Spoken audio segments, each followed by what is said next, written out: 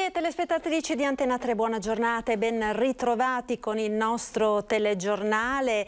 Partiamo in anticipo rispetto al consueto quest'oggi, perché tra poco ci collegheremo con Venezia, con le gallerie dell'Accademia, dove è attesa la visita del Ministro per i beni culturali Dario Franceschini, che assieme al Presidente della Regione del Veneto Luca Zaia terranno una conferenza stampa per illustrare le novità che potranno attendere i visitatori appunto di questo importante museo veneziano, con due nuove sale che saranno dedicate all'arte, alla pittura del 600 e del 700, un momento naturalmente particolarmente importante e atteso, perché Venezia in questi giorni è al centro della vita culturale nazionale. Domani ci sarà l'inaugurazione ufficiale della mostra del cinema al Lido di Venezia, oggi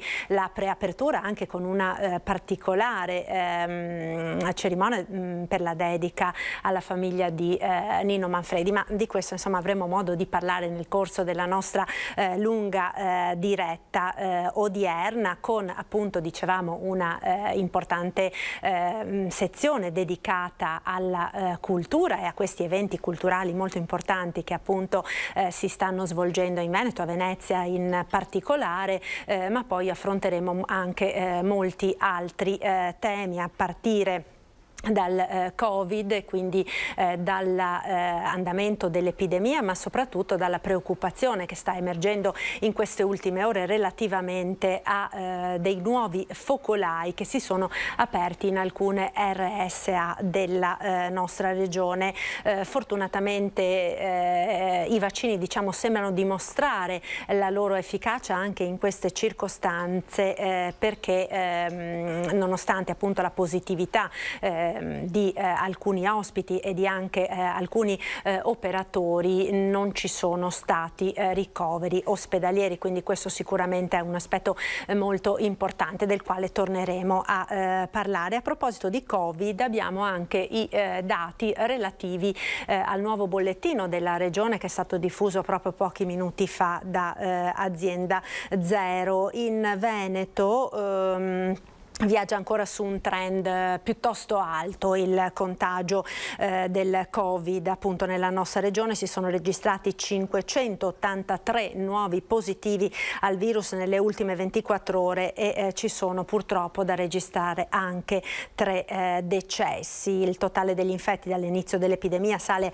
a 454, 803 contagiati, mentre quello delle vittime a 11.686. Il calo invece è dato dalle persone attualmente positive in isolamento, sono 12.904, meno 182 rispetto a ieri. Il quadro dei dati clinici mostra infine un andamento differenziato tra i ricoveri nelle aree mediche, 234 più 11, e quelli nelle terapie intensive, 53 appunto ricoverati, meno 2, ma lo ricordavamo appunto all'inizio, purtroppo abbiamo anche 3 decessi.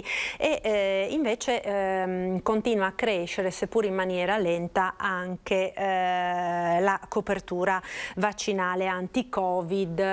I dati li state vedendo in sovraimpressione nella nostra grafica, con seconda dose delle classi d'età più adulte in Veneto, quindi si avanza ma molto lentamente.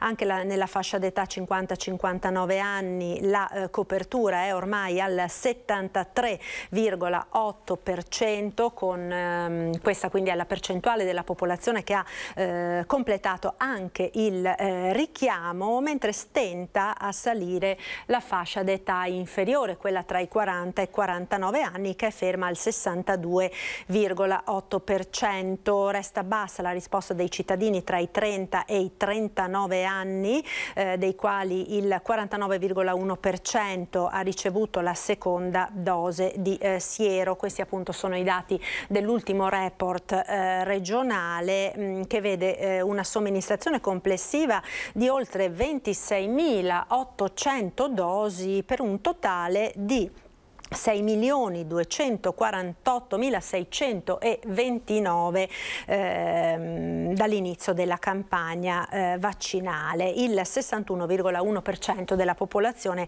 residente risulta coperto con la seconda vaccinazione. E abbiamo anche un'altra notizia, una notizia che naturalmente ci riempie il cuore di gioia, ed è quello di un'altra medaglia che è arrivata ai nostri atleti paralimpici impegnati appunto nelle Paralimpiadi di Tokyo, ed è quella di Francesca Porcellato, trevigiana, che appunto ha vinto un argento, scusate, nella crono H3 di handbike. A 51 anni, scrive il presidente della Regione Veneto Luca Zaia, Francesca Porcellato entra nella storia vivente delle Paralimpiadi all'11ª partecipazione. Da Seul 1988 ad oggi questa vera e propria Wonder Woman è di nuovo sul podio, appunto con questo straordinario argento nella crono di handbike. Grande festa quindi in Veneto per questa ulteriore insomma, importante medaglia che è stata appunto conquistata dagli atleti della nostra regione nelle Paralimpiadi. Tra pochissimo dovremo collegarci con Venezia, quindi magari prego la regia di farmi sapere non appena sarà possibile collegarci con i nostri inviati Filippo Fois e Sandro Ponchio, che seguiranno appunto la cerimonia di inaugurazione in seguito alla conferenza stampa di queste due nuove sale delle gallerie dell'Accademia dedicate all'arte del 600 e del 700. Abbiamo ora anche alcune notizie di cronaca da darvi, notizie di cronaca. Una ci arriva dal Veronese ed è quella relativa a un incendio, dovremmo avere anche delle immagini, un incendio che nella notte ha distrutto un capannone di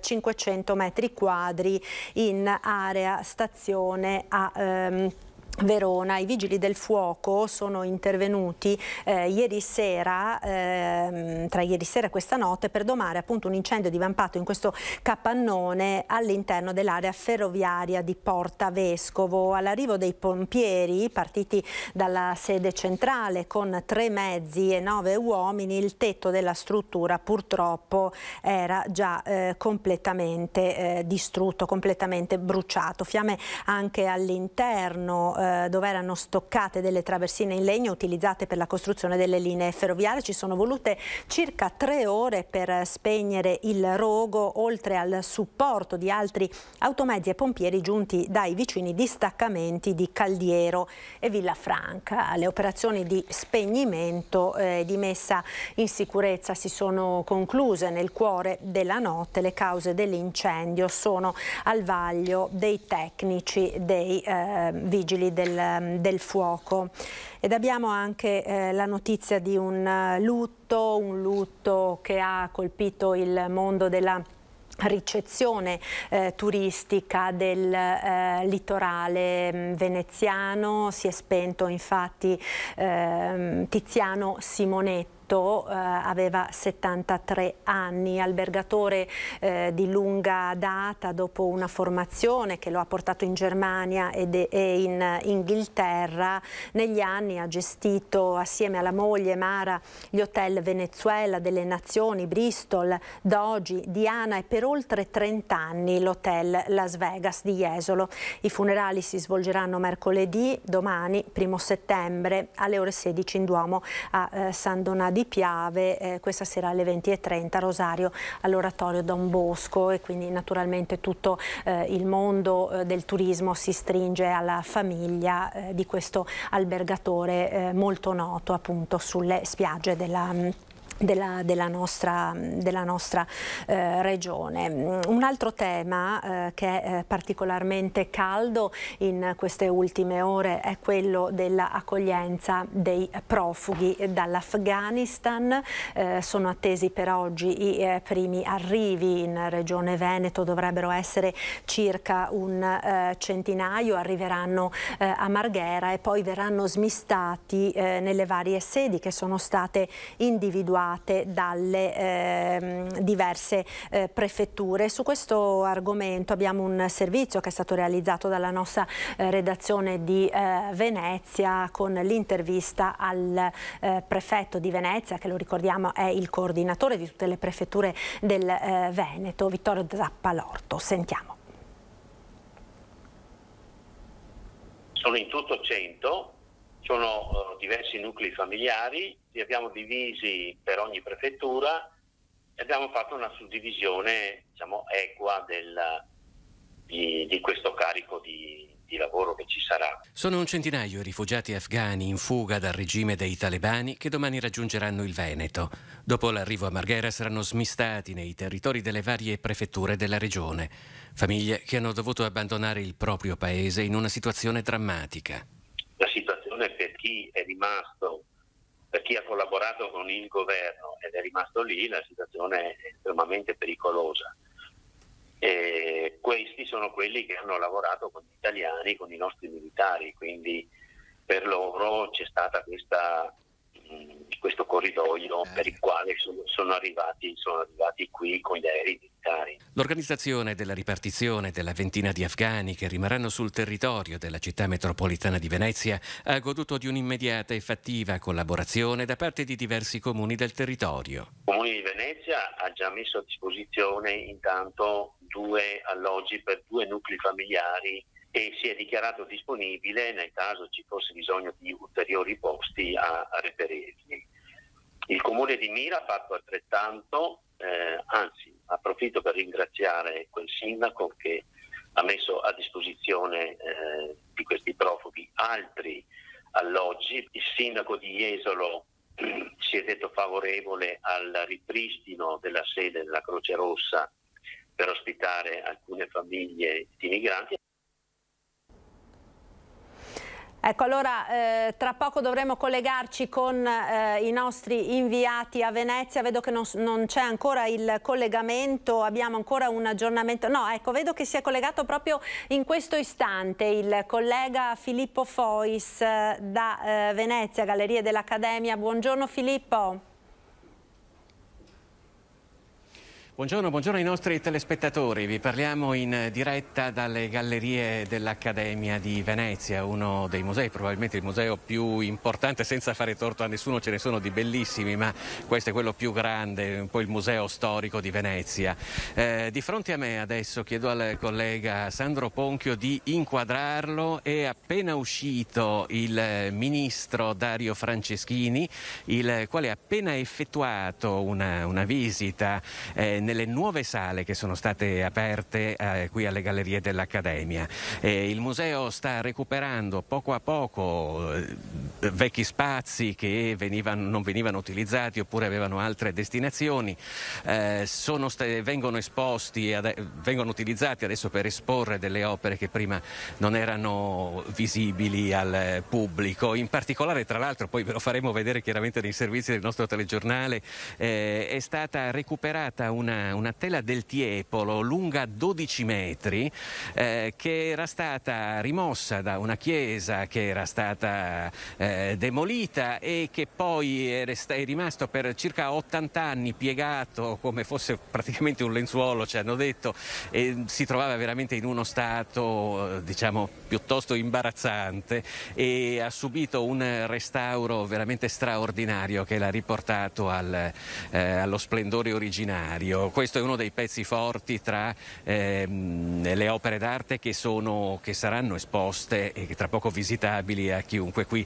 alle Gallerie dell'Accademia. Come dicevamo, per inaugurare queste due nuove sale che seguono altre inaugurazioni degli anni precedenti e che precedono nuove inaugurazioni che ci saranno nei prossimi anni, è arrivato il ministro Dario Franceschini, è arrivato anche il presidente della Regione Veneto Luca Zaia, l'abbiamo visto arrivare poco fa a fare gli onori di casa per il Comune di Venezia. C'è l'assessore al turismo Simone Venturini.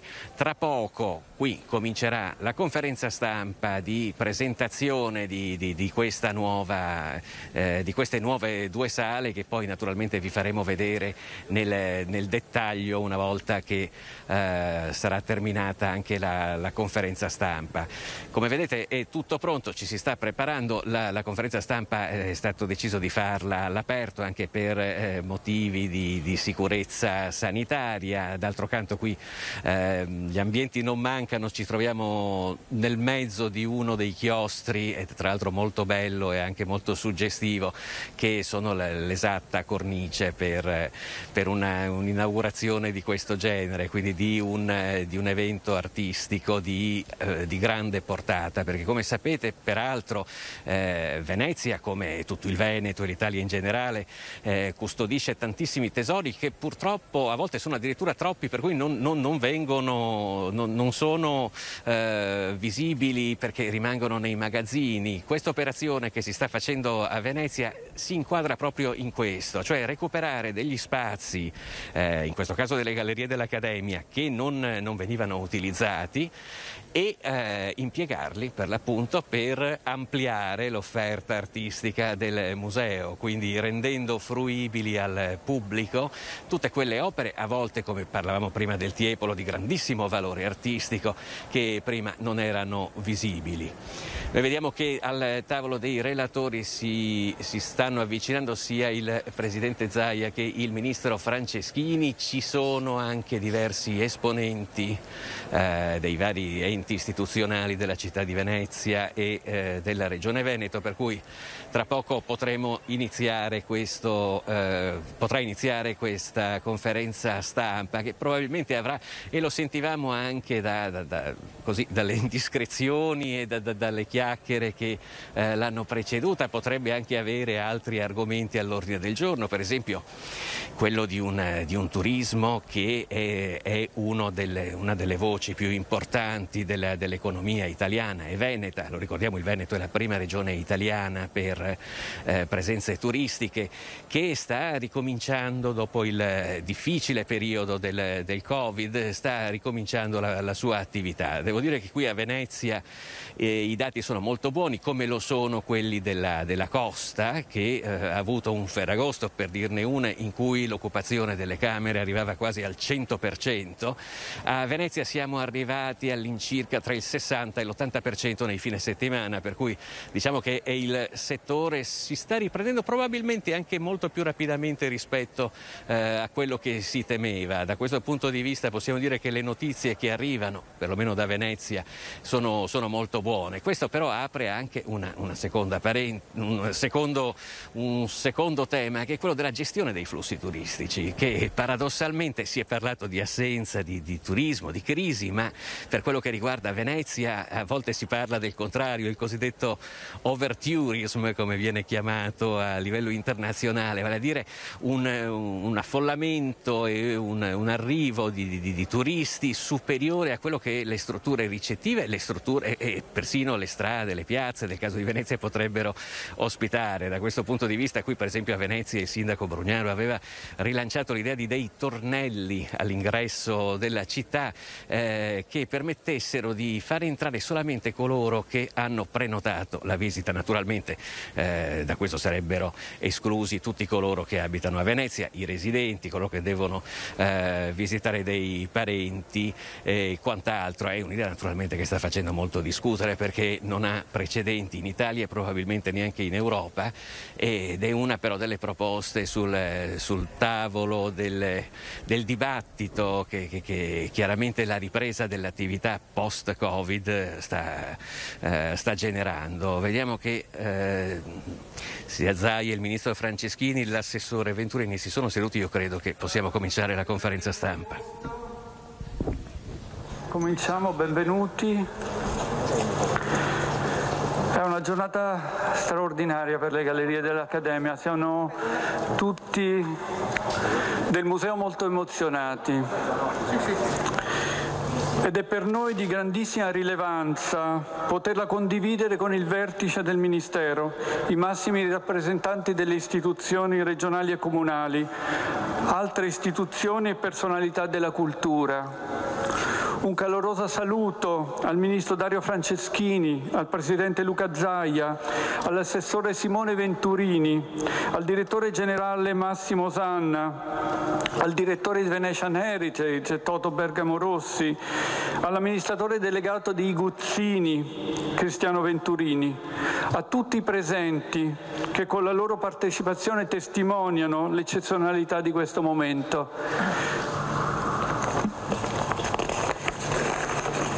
Do la parola al Presidente Zaia che potrà decidere se parlare col microfono portatile o venire qui. Grazie. Sì, grazie, buongiorno. Io faccio veloce. Intanto volevo dare il benvenuto al Ministro e ringraziarlo per essere qui, per l'attenzione che ha sempre per la nostra comunità. Devo dire che peraltro lo chiedevano anche i giornalisti stranieri, prima me lo chiedevano, che significato diamo a questa apertura e a quello che sta accadendo a Venezia.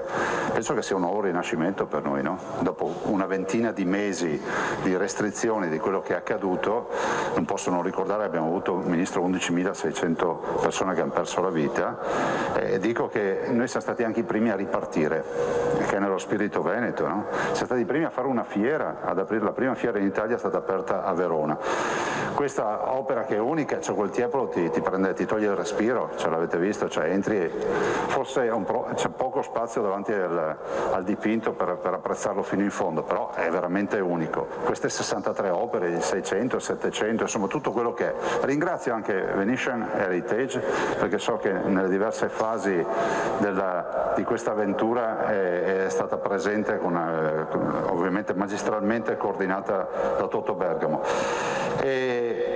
Siamo qui per questa inaugurazione, per queste due sale, le 63 opere, ma siamo anche nella settimana della mostra del cinema, questo lo vorrei dire.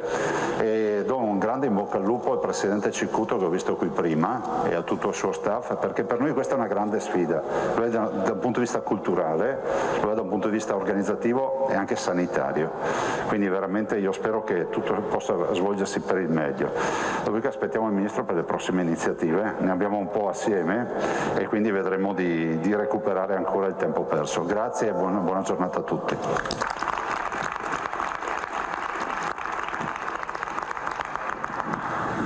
E ora la parola all'assessore Venturini. Buongiorno a tutti, ringrazio anch'io e do il benvenuto ovviamente in città al Ministro, è un piacere averla qui, grazie al Presidente, al Direttore Osanna e grazie a Giulio e a Toto.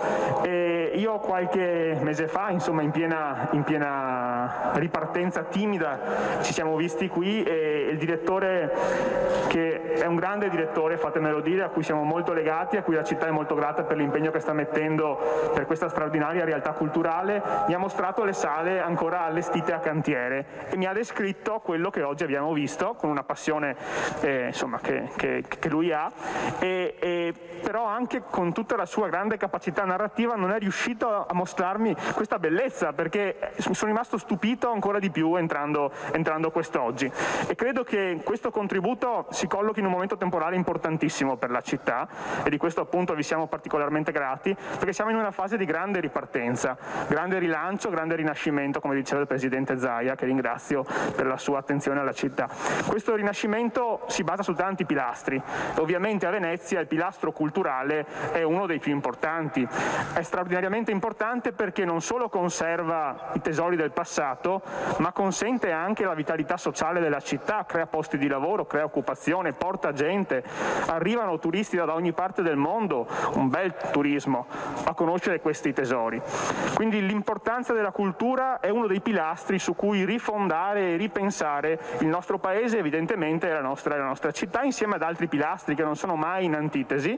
Penso alla portualità, penso all'industria, penso ai vari dossier che il governo e i governi in questi anni hanno avuto sul tavolo per far ripartire Venezia e sostenere Venezia.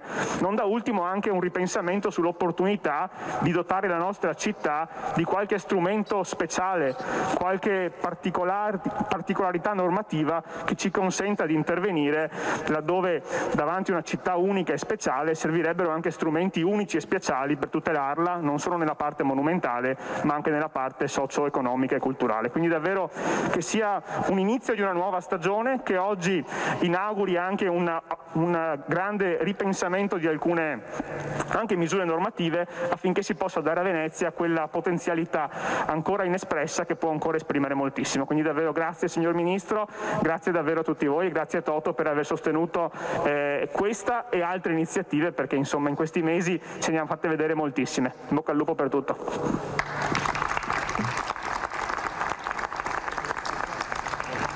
Grazie al Presidente Zaia, grazie all'Assessore Venturini. Do ora la parola al Direttore Generale Massimo Osanna. Grazie Giulio, signore e signori, autorità civili e militari, sono molto lieto di essere qui per tanti punti di vista. Innanzitutto, come hanno sottolineato chi mi ha preceduto, è un momento di ripartenza e qui ripartiamo con un progetto che veramente di cui la città di Venezia e tutta l'Italia può essere fiera, e per tanti punti di vista. Innanzitutto, e questo mi preme sottolineare, questa è un'occasione per ricordare quanto importante sia fare rete fra istituzioni e fare rete sul territorio.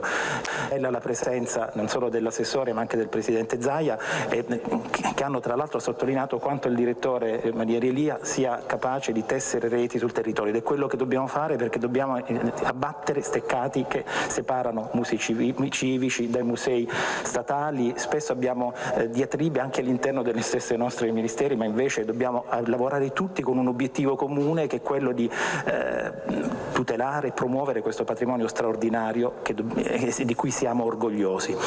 Un altro aspetto che vorrei sottolineare, e questo è anche veramente una best practice, la capacità di tessere rapporti fra pubblico e privato. Quindi veramente ringrazio Venezian Heritage, ringrazio i Guzzini, perché i risultati si vedono con l'esperienza di Guzzini. Queste sale cambiano aspetto completamente ed è bello capire, lavorare insieme, perché solo in questa maniera si può arrivare a raggiungere un obiettivo così ambizioso, quello di lavorare e di preservare un patrimonio così pervasivo come quello italiano.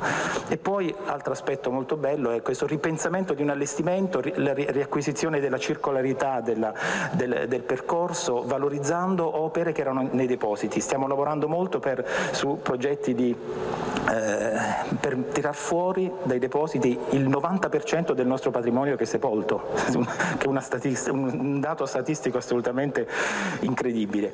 Il fatto non solo di tirarlo fuori dai depositi e riportarlo e riproporlo alla comunità, ma anche di restaurarlo in occasione, grazie anche ai contributi appunto dei privati. Questo è veramente un altro aspetto che mi fa dire veramente siamo di fronte a una best practice, quindi i miei complimenti e a tutti poi buona visita.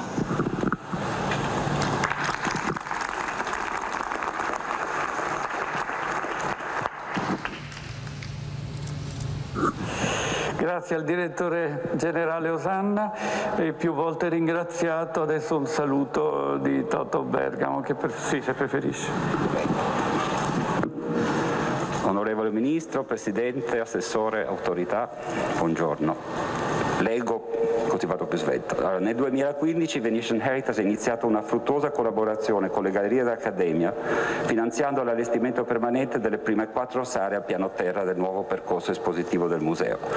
In continuità con questo progetto, Venetian Heritage ha finanziato la prosecuzione dei lavori di allestimento dei saloni Selva Lazzari, che inauguriamo oggi, che ospita alcuni capolavori dipinti che erano conservati nei depositi della galleria dell'Accademia, tra i quali Luca Giordano, Giambattista Tiepolo, Bernardo Strozzi, e alcuni di questi restaurati anche grazie a donazioni di alcuni nostri sostenitori, come il Castigo dei Serpenti di Tiepolo, che tra l'altro è restauro dedicato al nostro presidente fondatore, che non è più con noi, il signor Lovett. L'operazione coniuga appieno la tutela e la valorizzazione del patrimonio artistico nazionale e costituisce una testimonianza di virtuosa collaborazione tra pubblico e privato. Poi dico una cosa per i giornalisti, perché è la cosa che chiedono sempre, visto che ne vedo numerosi: la donazione di Venetian Heritage per la realizzazione dei sopramenzionati interventi eseguiti tra il 2020 e il 2021 è stata di 584.000 euro, il Castigo dei Serpenti 112.000 euro, la piazzetta l'Indovina 37.000 e per i saloni 5 e 6 diciamo un totale di 434.000 euro, mentre per le sale, le prime 4 sale inaugurate 4 anni fa, la donazione fu di 615.000. Quindi siamo molto felici di continuare la collaborazione con il Ministero della Cultura. Saluto anche Daniele Ferrara, con il quale abbiamo fatto uno splendido lavoro a Palazzo Grimani, e grazie a tutti.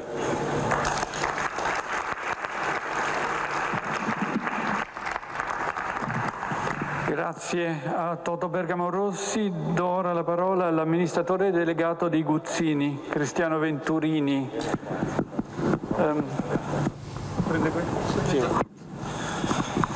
Buongiorno a tutti, rinnovo i ringraziamenti per averci invitato, ma soprattutto per averci messo a disposizione la possibilità di dimostrare ancora una volta quanto è bello il patrimonio artistico e culturale di questo Paese.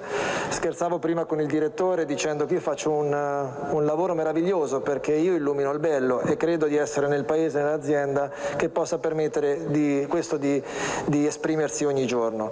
Qui oggi stiamo a onorare una magnifica rappresentazione tra il 600 e il 700, e sono orgoglioso che la mia azienda abbia potuto mettere al servizio del Ministero della Cultura, della Venetian Heritage e della Galleria dei Musei Tutti la possibilità di tornare a esprimere la cromaticità, la bellezza di questi dipinti.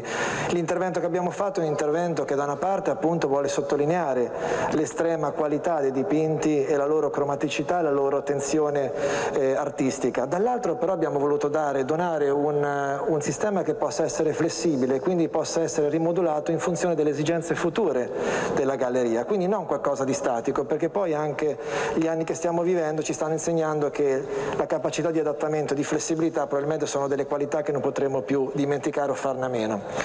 Light is Back è un programma che l'azienda segue circa dal 1990, quindi ben prima del mio arrivo, perché l'azienda ha sempre creduto nella cultura e nel patrimonio artistico italiano, e ridare bellezza e onore a questo tipo di opere d'arte per noi è veramente da una parte un grande effort e impegno finanziario ed economico, ma dall'altro ci inorgoglisce tantissimo, perché possiamo ridare lustro a quello che il nostro Paese ha tra le sue qualità principali: la bellezza, la cultura e l'arte. Quindi grazie ancora a tutti per questa possibilità.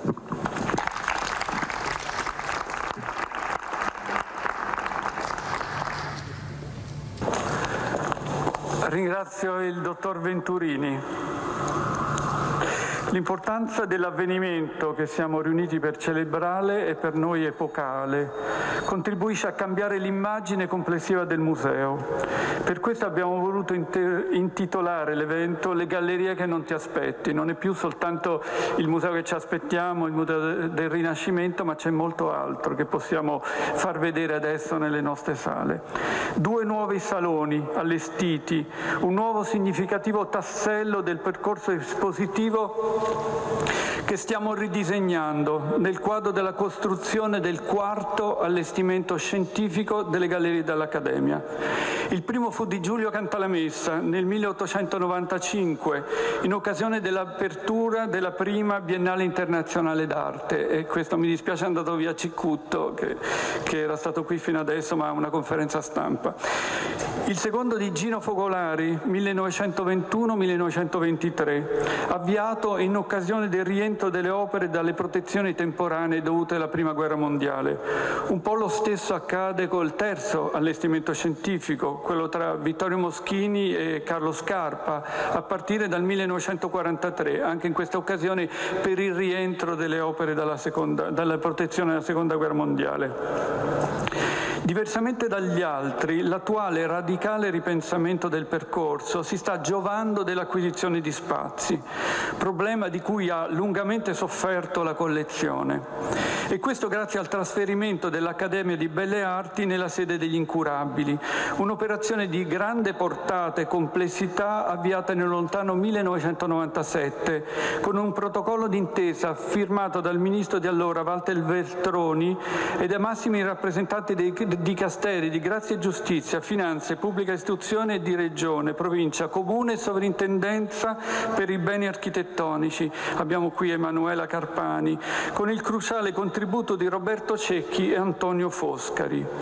Oggi celebriamo una tappa di questo processo che sta radicalmente cambiando il museo e il suo percorso espositivo, aggiornando e proiettando verso il futuro, ma non è l'unica tappa. Va almeno ricordata la recente sistemazione e apertura delle sale del Rinascimento, dalla sesta all'11ª al primo piano, inaugurate nell'agosto del 2019, uno sforzo corale della struttura, il segno di vitalità progettuale e operativa da parte dell'intero staff e delle strutture del Ministero, considerato che le citate sale vennero aperte a conclusione dei lavori di restauro architettonico condotto a cura del Segretariato regionale del Veneto sotto la direzione di Ilaria Cavaggioni e con Luigi Girardini Lup. Approfitto per salutare Marta Mazza, nominata nel ruolo di direttore del segretariato. Torniamo ai saloni al piano terra. Gli spazi lasciati liberi dall'Accademia di Belle Arti, come si diceva, sono stati oggetto di un importante intervento di restauro architettonico finanziato dallo Stato, iniziato nel 2006, che ha visto anche la realizzazione dei sistemi di climatizzazione e sicurezza per l'intero complesso. Lavori condotti su progetto di Tobias Scarpa con Renata Codello, coordinatrice e direttrice dei lavori. All'ultimazione di essi, a fine del 2013, si è aperta la strada per la realizzazione dell'allestimento espositivo di questi spazi. Il progetto scientifico a cui ci dedicammo, allora ero curatore e vice direttore delle gallerie, con la collega Roberta Battaglia, attuale vice direttrice. Per l'allestimento di questo intero piano, fatto piuttosto rilevante di un proficuo rapporto, è stato detto prima, tra Stato e privati, abbiamo avuto al nostro fianco come finanziatori alcuni comitati privati per la salvaguardia, cioè la parte delle spese a carico del museo sono state residuali. L'allestimento venne condotto in 3 lotti. Il primo è stato ricordato da Toto Bergamo per le prime 4 stanze con Venetian Heritage e Samsung Electronics. Le successive 6, cioè queste da questo lato, vennero finanziate da Venice International Foundation e Venice Imperial Fund.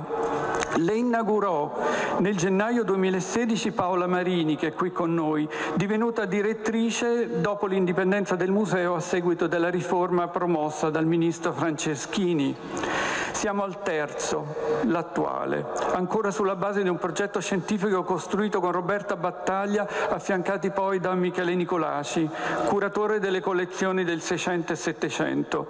L'operazione fu avviata da Paola Marini nel 2017, affidò il progetto definitivo allo studio Scarpa, quello esecutivo e direzione dei lavori a Gianni Breda, sul progetto preliminare di Giulia Passante del Polo Museale Veneto. Abbiamo qui il direttore Daniele Ferrara. Fu un progetto e con Francesco Trovò della Sovrintendenza di Venezia quale RUP. Un ringraziamento particolare va a tutti, ma in special modo a Francesco Trovò per la sua straordinaria dedizione che è andata veramente molto al di là del suo ruolo. L'evento è stato finanziato quasi interamente da Venetian Heritage, un partner, come abbiamo visto, per le gallerie di lungo corso, e dunque a loro va la gratitudine del museo. Il contratto di donazione fu sottoscritto da Giovanni Panebianco, direttore ad interim delle Gallerie dopo la quiescenza di Paola Marini. Un intervento impegnativo, si tratta di quasi 800 metri quadrati di spazi espositivi allestiti, un piccolo museo, forse nemmeno troppo piccolo museo nel museo. Un grande sforzo operativo per lo staff del museo e di coordinamento delle ditte, 4 mesi di lavoro, quindi è stato anche a tempo di record, di cui sono grato particolarmente a Cristiana Sburlino, Francesca Bartolomeoli con Serena Bidorini, che sono funzionari del museo. Per l'esecuzione dei lavori di allestimento architettonico ringrazio l'impresa appaltatrice Costruzioni Generali SR, i subappaltatori di Tasior Pais, le forniture di componenti metallici di Lamparredo, FS Progetti per il collaudo statico, scusate la lista ma tantissime persone hanno lavorato qui e mi piace ricordarlo, Top Film per le pellicole sulle finestre, Euro Pavimenti per la manutenzione dei pavimenti e naturalmente i nostri uffici amministrativi Stefano Goffredo e Renato Stefani. Uno sforzo, dicevo, le cui dimensioni possono rendere i numeri. 63 opere, alcune delle quali inedite, 2 acquistate recentemente dalla Direzione Generale dei Musei, molte di queste poco note o mai vista nella veste attuale a seguito dei restauri, questi ultimi in gran parte finanziati da privati, alcuni l'ha ricordati Toto Bergamo, ma anche Borsa Italiana, ma anche varie imprese all'interno di un progetto di Borsa Italiana. 230 metri quadri di dipinti restaurati o manutenuti, 330 metri lineari di cornici restaurate o realizzate ex novo poste sui nostri dipinti. Sono state attive 12 ditte di restauro, almeno 31 restauratori altamente specializzati. Molti interventi sono stati eseguiti nel nostro laboratorio di restauro alla Misericordia, che ha continuato ad operare nelle 1000 difficoltà create dalla pandemia. Si tratta di un laboratorio, per quanti non lo conoscessero, voluto da Francesco Valcanover e Giovanna Nepiscirè, che coniuga significativamente intervento e ricerca, una realtà operativa che stiamo fortemente incentivando anche al servizio del territorio. Spetta alle ditte di restauro i nostri ringraziamenti per un lavoro eccellente che ha dato nuova luce alle opere del 6 e del 700. Li cito: Egidio Arlango, Bellinazzo Zambaldo, Erika Bianchini, Giulio Mono, Giorgia Busetto, la CBC con Lucia Tito, Enrica Colombini, Mauve, Silvio Ottolini, Stefania Sartori, Claudia Vittori, a darvi il senso del lavoro che è stato fatto. Abbiamo parlato di luce e va ai Guzzini la nostra gratitudine per averci voluto affiancare come sponsor tecnico a realizzare a tempo di record un nuovo impianto LED progettato da Carlo Paglieri con il supporto appunto di Guzzini, che sostituisce il precedente che era di incandescenza. Uno straordinario lavoro il cui esito, che lascia a voi valutare per chi già non l'ha fatto, permetterà anche il risparmio di energia elettrica e di manutenzioni. Capitolo di spesa, lo sanno i nostri CDA, revisori dei conti, per noi molto importante. Il museo ha finanziato l'installazione e il lavoro di Spazio Luce, che ringrazio, unitamente ad Elena Azzolina e Ciro Giuliano del nostro ufficio tecnico. Ringrazio Apice ed Arteria per il lavoro di installazione delle opere, la responsabile della comunicazione Maria Teresa Dalbò, la quale, con le stagiste che ci stanno aiutando anche oggi, ha dato la possibilità sui social e sul sito di conoscere il dietro le quinte, cioè quello che noi stavamo facendo all'interno delle sale. Ringrazio Silvia Salvini dell'Ufficio Catalogo, Diana Zigliotto dell'Archivio Fotografico dei Restauri, Giovanna Ambrosano di Marsilio Arte, ha fatto un lavoro eccellente con l'ufficio stampa. Ringrazio Valeria Poletto e Michele Tavole che hanno tenuto i rapporti con i servizi aggiuntivi. Il percorso scientifico, illustrato con testi di sala di Battaglia e Nicolaci, su supporti la cui progettazione architettonica e grafica spetta a Maria Antonietta De Vivo e la stampa al gruppo Fallani.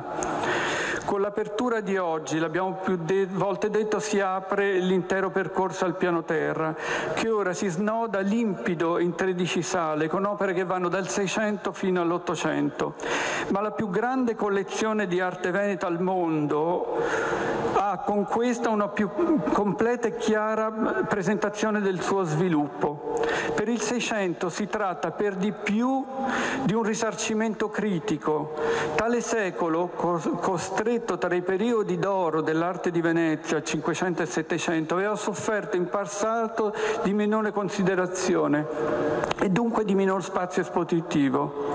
Le nuove sale non solo portano luce a straordinari capolavori di quei 2 secoli, ma fanno meglio comprendere nel complessivo lavoro che stiamo conducendo al primo piano l'evoluzione artistica della scuola locale, la cui presentazione visiva è da sempre l'intento di questa collezione. Il Salone 5 è dedicato, qualcuno l'ha già visto, alla pittura del 600 di grande formato, in prevalenza di destinazione ecclesiastica, opere giunte in museo a seguito delle demanializzazioni ottocentesche. Il percorso restituisce l'idea dei fruttuosi innesti artistici provenienti dai pittori foresti, il genovese Bernardo Strozzi, il toscano Sebastiano Mazzoni o il franco fiammingo Nicolas Rienier, che introducono novità in una tradizione artistica locale tendenzialmente poco incline ai cambiamenti, dominata nei primi decenni dagli emuli e continuatori delle grandi botteghe del Cinquecento. Tra le maggiori sorprese troverete, appena restaurati, 2 esempi assoluti dell'arte europea del secolo: le pale del pittore di cultura artistica romana Pietro da Cortona con Daniele nella Fossa dei Leoni e il napoletano Luca Giordano con la Deposizione di Cristo dalla Croce, opere realizzate per le chiese di Venezia a dimostrazione della costante apertura sovraregionale della città. Quella di Giordano, per la sua intensa carica drammatica, contribuì all'affermazione della pittura dei cosiddetti tenebrosi in Laguna, di cui abbiamo esempi interessanti in sala, del genovese a lungo attivo a Venezia Giovanni Battista Langetti, posti accanto a 2 straordinari dipinti di Francesco Solimena, anch'esso napoletano.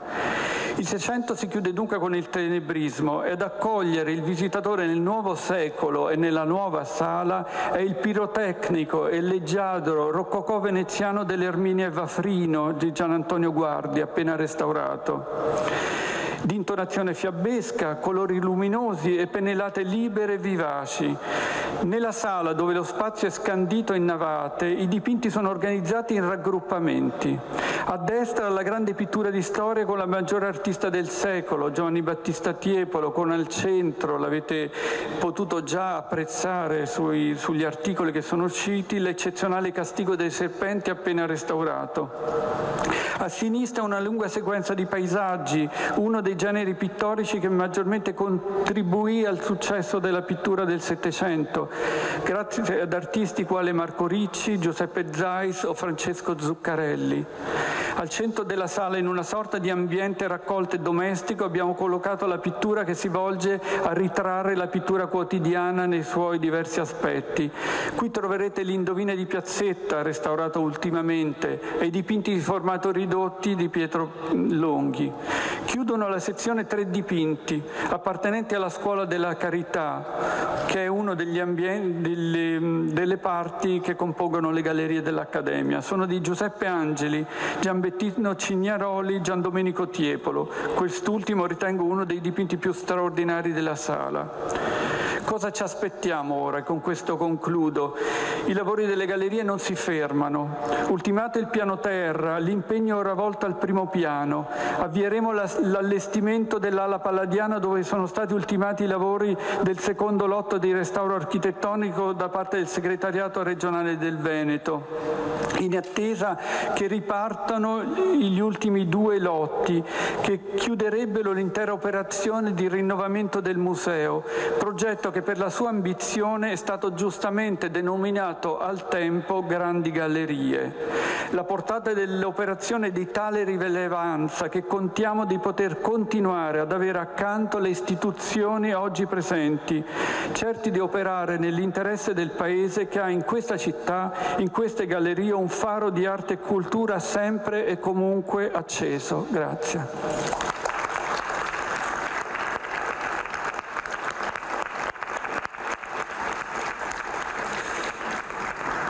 Grazie. Ed ora la parola al Ministro Dario Franceschini per le conclusioni.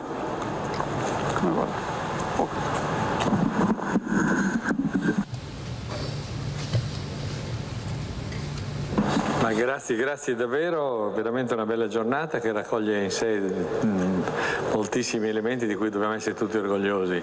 Innanzitutto la ripartenza, lo ricordava il Presidente Zaia, questa gara virtuosa che sta partendo nel Paese su far ripartire la cultura in sicurezza è possibile, è importante che ogni realtà dimostri che è possibile.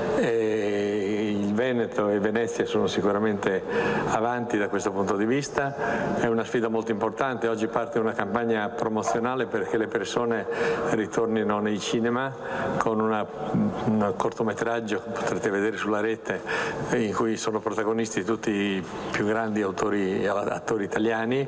Insomma, dobbiamo dimostrare veramente che è possibile fare cultura, farsi tornare a vivere i luoghi della cultura con condizioni di sicurezza e c'è un grande bisogno perché abbiamo tutti attraversato questo deserto che sono state le nostre città con i cinema chiusi, i teatri chiusi, i musei chiusi, senza concerti, senza musica nelle piazze. Abbiamo capito quanto è diversa l'Italia, quindi è importante che questa inaugurazione delle nuove sale dell'Accademia avvenga proprio in coincidenza della ripartenza, alla vigilia, sempre a Venezia, dell'avvio delle Festival del Cinema di Venezia.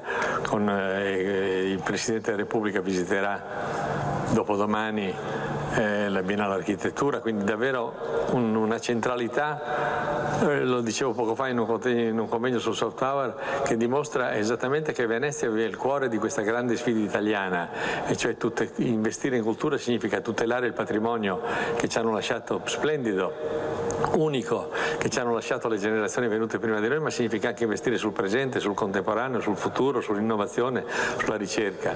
Quindi è veramente un momento importante anche per il simbolo, per ciò che rappresenta. Secondo tema è che stanno insieme in questa apertura delle nuove sale molte cose che sono state al centro delle politiche del Parlamento e del Governo in questi anni. La riforma dei musei italiani e il rapporto con i privati. Io l'ho detto altre volte e mi scuserò, ma credo vada ricordato, nel 2014, cioè prima della riforma del sistema museale, i musei dello Stato, i luoghi della cultura dello Stato, che sono più di 400, non esistevano giuridicamente, splendide collezioni ma inesistenti dal punto di vista organizzativo e giuridico. I musei erano uffici delle soprintendenze, non esisteva una direzione generale musei. I direttori dei musei erano funzionari, non erano nemmeno dirigenti, dipendevano gerarchicamente dal sovrintendente, che ovviamente ha un lavoro enorme da fare, che è la tutela del territorio, del paesaggio. I musei non avevano comitati scientifici, non avevano autonomia di bilancio, non avevano consigli di amministrazione. Gli incassi dei musei statali andavano tutti in un unico capitolo del Ministero dell'Economia, quindi che tu vendessi 10.000 biglietti o 100.000 biglietti non ti cambiava nulla perché sempre quello ti arrivava, finiva in un unico calderone di bilancio. La riforma dei musei ha portato all'autonomia dei musei, ha portato alla presenza di comitati scientifici, di consigli di amministrazione, di autonomia di bilancio. Gli incassi vengono trattenuti tutti dai singoli musei che possono investirli per le attività del museo, e c'è un fondo di solidarietà del 20% per cui i grandi musei, quelli che hanno grandi incassi, aiutano i musei più piccoli che non hanno incassi sufficienti per poter far quadrare i propri bilanci.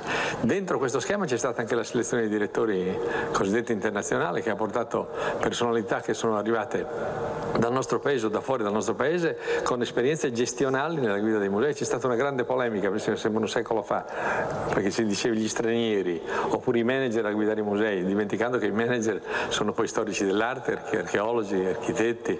Quindi mi pare che questo abbia funzionato, questa nella prova, quindi ringrazio il direttore Magnirelli, ringrazio Paola Marini che ha diretto il museo in questi anni, prima di lui, veramente è una dimostrazione di come sono cambiate le cose.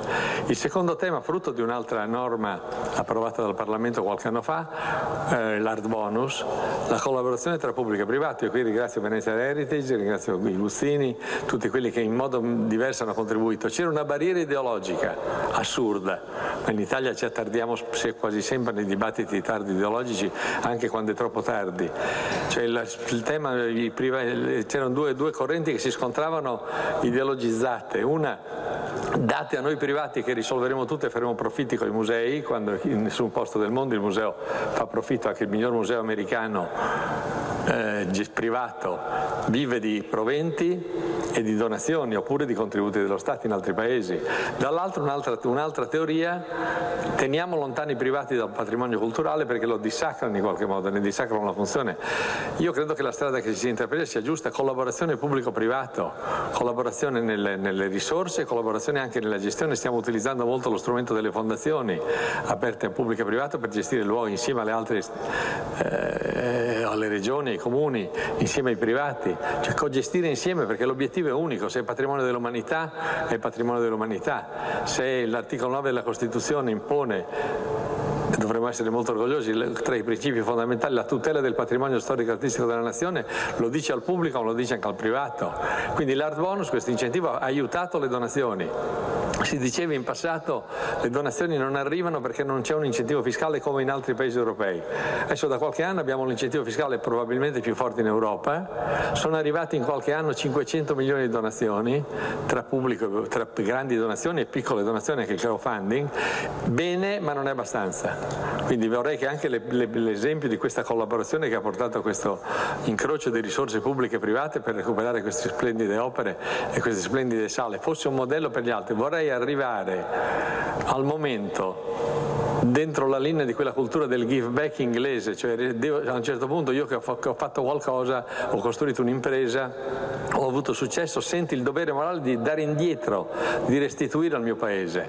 Vorrei che entrasse anche da noi, vorrei che si arrivasse al punto in cui le grandi, soprattutto le grandi aziende italiane, quelle che esportano nel mondo, perché hanno alle spalle l'Italia, perché quando compri un prodotto pensi a bellezza, arte, storia, cultura, paesaggio, e quindi vendono nel mondo per la credibilità che è data da secoli, millenni di bellezza respirate e costruite nel nostro paese. Vorrei che arrivasse il momento in cui le grandi aziende si vergognino se non hanno destinato una parte dei propri utili alla tutela del patrimonio storico e artistico della nazione. Ci stiamo arrivando per passi, sarà un tema per valutare il bilancio sociale di un'impresa, quanto hai destinato al patrimonio culturale del tuo paese, che è quello che ti rende credibile nel mondo. Quindi credo che sia un grande passaggio, questa è una tappa importante in quella direzione, dimostra che si può fare, e quindi grazie a tutti quelli che ci hanno creduto e a tutti quelli che ci hanno lavorato.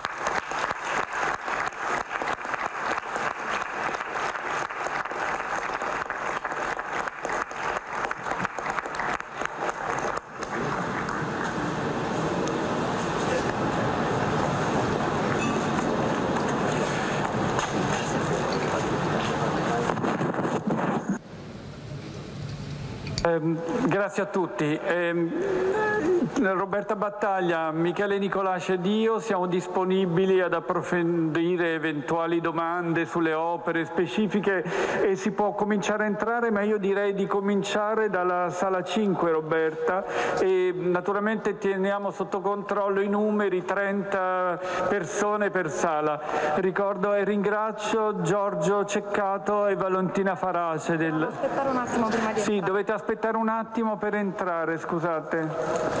Che succede? Facciamo fare una foto con Zaia per il... Ah, una foto.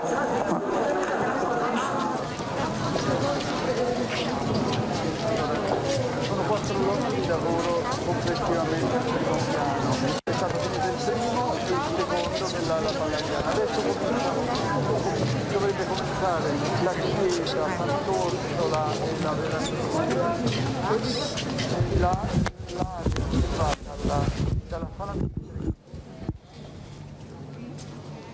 Ecco, allora, nell'attesa che i colleghi si prendano posizione appunto per le interviste e poi per poter visitare le sale della Biennale, avete sentito, siamo della Biennale, chiedo scusa, delle Gallerie dell'Accademia, siamo appunto a Venezia, alle Gallerie dell'Accademia, per questa importante inaugurazione, quella di oggi, alla presenza del Ministro della Cultura Franceschini, il quale appunto presenzierà all'apertura di questi importanti 2 nuovi saloni che sono dedicati all'arte del 600 e del 700. Ha insistito il Ministro Franceschini sull'importanza di tornare a fare cultura nel nostro paese, cultura che vede in queste ore in primo piano il Veneto e la città di Venezia, con l'inaugurazione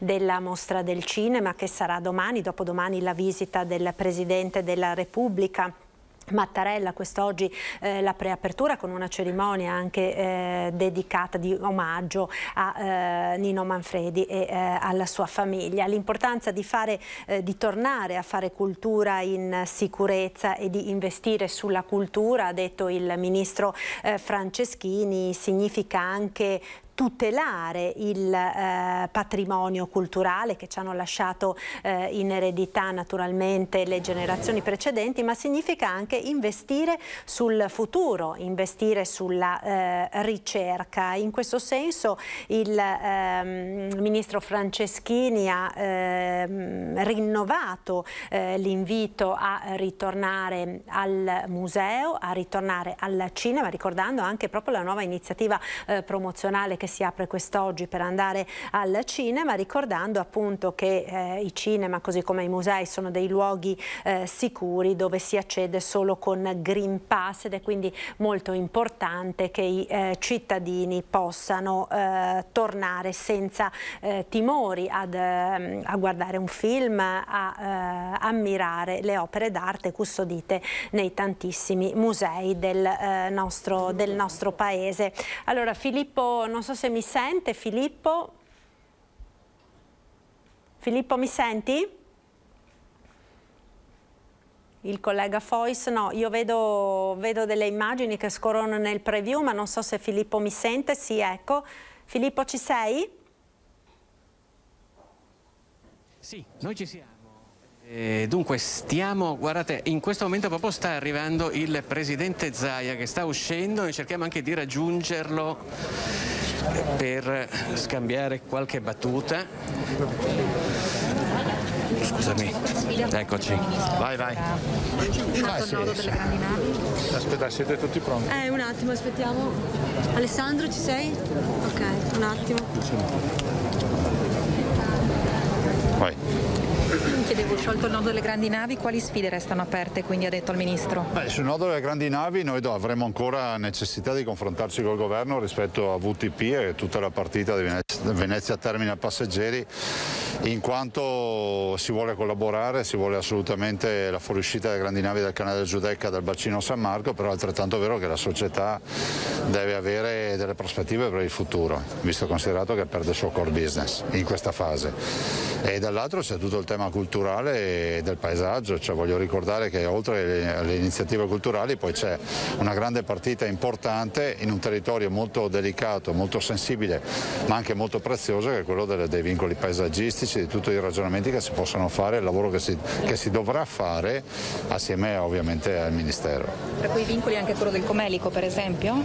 Quella è una partita importante, cioè il collegamento con la Valpusteria è vitale, sembra quasi un cane che si mangia la coda, no? Non intervengo per preservare il territorio, ma se non intervengo i cittadini se ne vanno dal territorio, il territorio non è più preservato, nel senso che il mantenimento della vita in montagna nel Comelico passa attraverso questo collegamento, che è vitale anche perché comunque è un rilancio del territorio turistico, lo si deve fare nel rispetto dell'ambiente, ma lo si deve fare. Ha parlato di un nuovo... No, di questo non ne ho parlato, ma ne parleremo in questi giorni. No, il Ministro, la partita di VTP la dobbiamo discutere con il Presidente Draghi. Ne ho già parlato al telefono a suo tempo con il Presidente Draghi, so che il Presidente Spagna sta preparando una relazione. Considerate che VTP, per darvi una dimensione, il suo valore prima del decreto era di circa 45-50 milioni di euro, oggi può valere il 10%. Cioè 4 milioni e mezzo. Sì, nel senso che senza business non c'è fatturato, e considerate che questo è un sacrificio soprattutto di una società che ha investito molto, che vede i privati coinvolti, ed è in particolar modo una società che ha saputo coinvolgere fino in fondo le compagnie di crociera. Questa è un'altra novità. Presidente, lei da tempo si sta battendo sul tema dei vaccini per convincere, dati alla mano, della bontà della campagna vaccinale. Adesso i Novax alzano il tiro, ci sono stati episodi di aggressioni, di violenze. Che cosa ne pensa di quello che sta succedendo? Penso che rischiamo di lasciare come strascico del Covid non il long Covid, non i danni sanitari come ricordo, ma purtroppo una sorta di regolamento dei conti post bellico, no? Nel senso che ci saranno due fazioni della società, ci metto un punto di domanda, i Vax e i Novax. Direi che sarebbe devastante pensare che si continui per anni a dire lui era uno di quelli che non si è vaccinato o lui si è vaccinato. Dall'altro il linguaggio utilizzato da alcuni e le gesta di pochi non fanno onore di certo a chi non si è vaccinato, perché le aggressioni giornalistiche vanno assolutamente censurate e condannate senza se e senza ma le aggressioni in generale, pensate a tutti noi amministratori cosa abbiamo subito fin dal primo giorno. Penso che ogni amministratore, anche l'ultimo sindaco del comune più piccolo, può presentare le sue lettere anonime con le minacce, nel senso che ormai è quotidiana. Continua anche per lei, Presidente, questo? Sì, ma io non lo comunico ai giornali, però posso garantire purtroppo che il clima si è inasprito, ma era aspro anche prima comunque. È stato anche in... Sì, ho visto, non capisco che senso ha bloccare un servizio pubblico.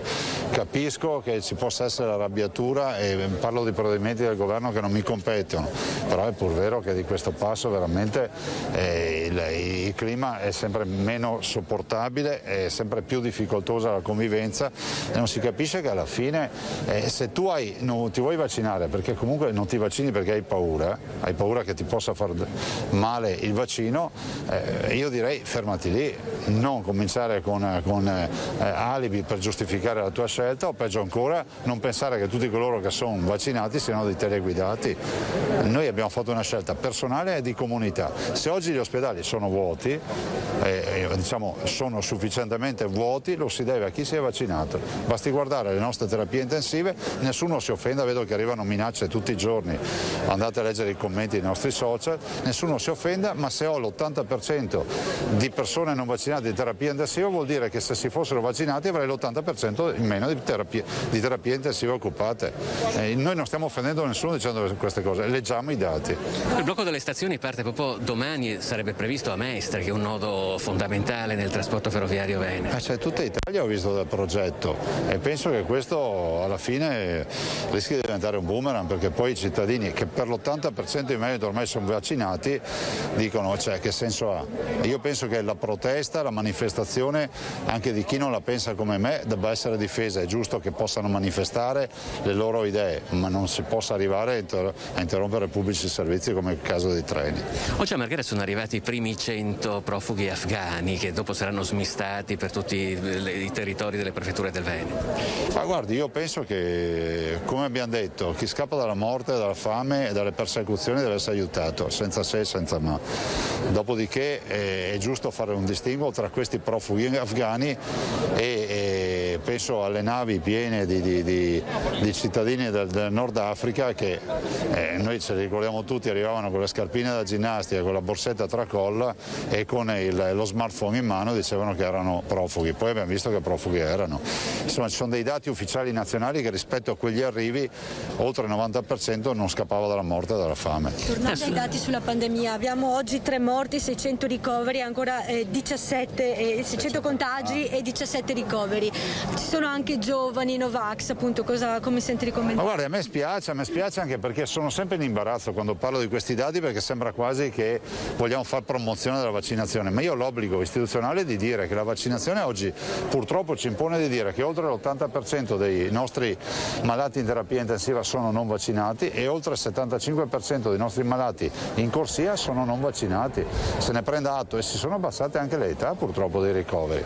Quindi sostenere che la vaccinazione non è servita a nulla vuol dire non sostenere il vero. Dopodiché se uno pensa che il vaccino ti faccia prendere il 5G automaticamente appena ti sei fatto l'iniezione, questa è un'altra roba. Noi stiamo parlando di una profilassi e di un piano di sanità pubblica che di certo non ho inventato io. Sarebbe utile ricordare loro quanto costa un giorno di ricovero in terapia intensiva? Guardate, sono migliaia di euro, ma mi sembra di capire che a questo punto non sia neanche più un problema di costi, anche perché oggi in questo paese c'è una percezione della macchina pubblica che sembra che sia del vicino di casa che non c'entri niente, ma alla fine paghiamo tutti noi.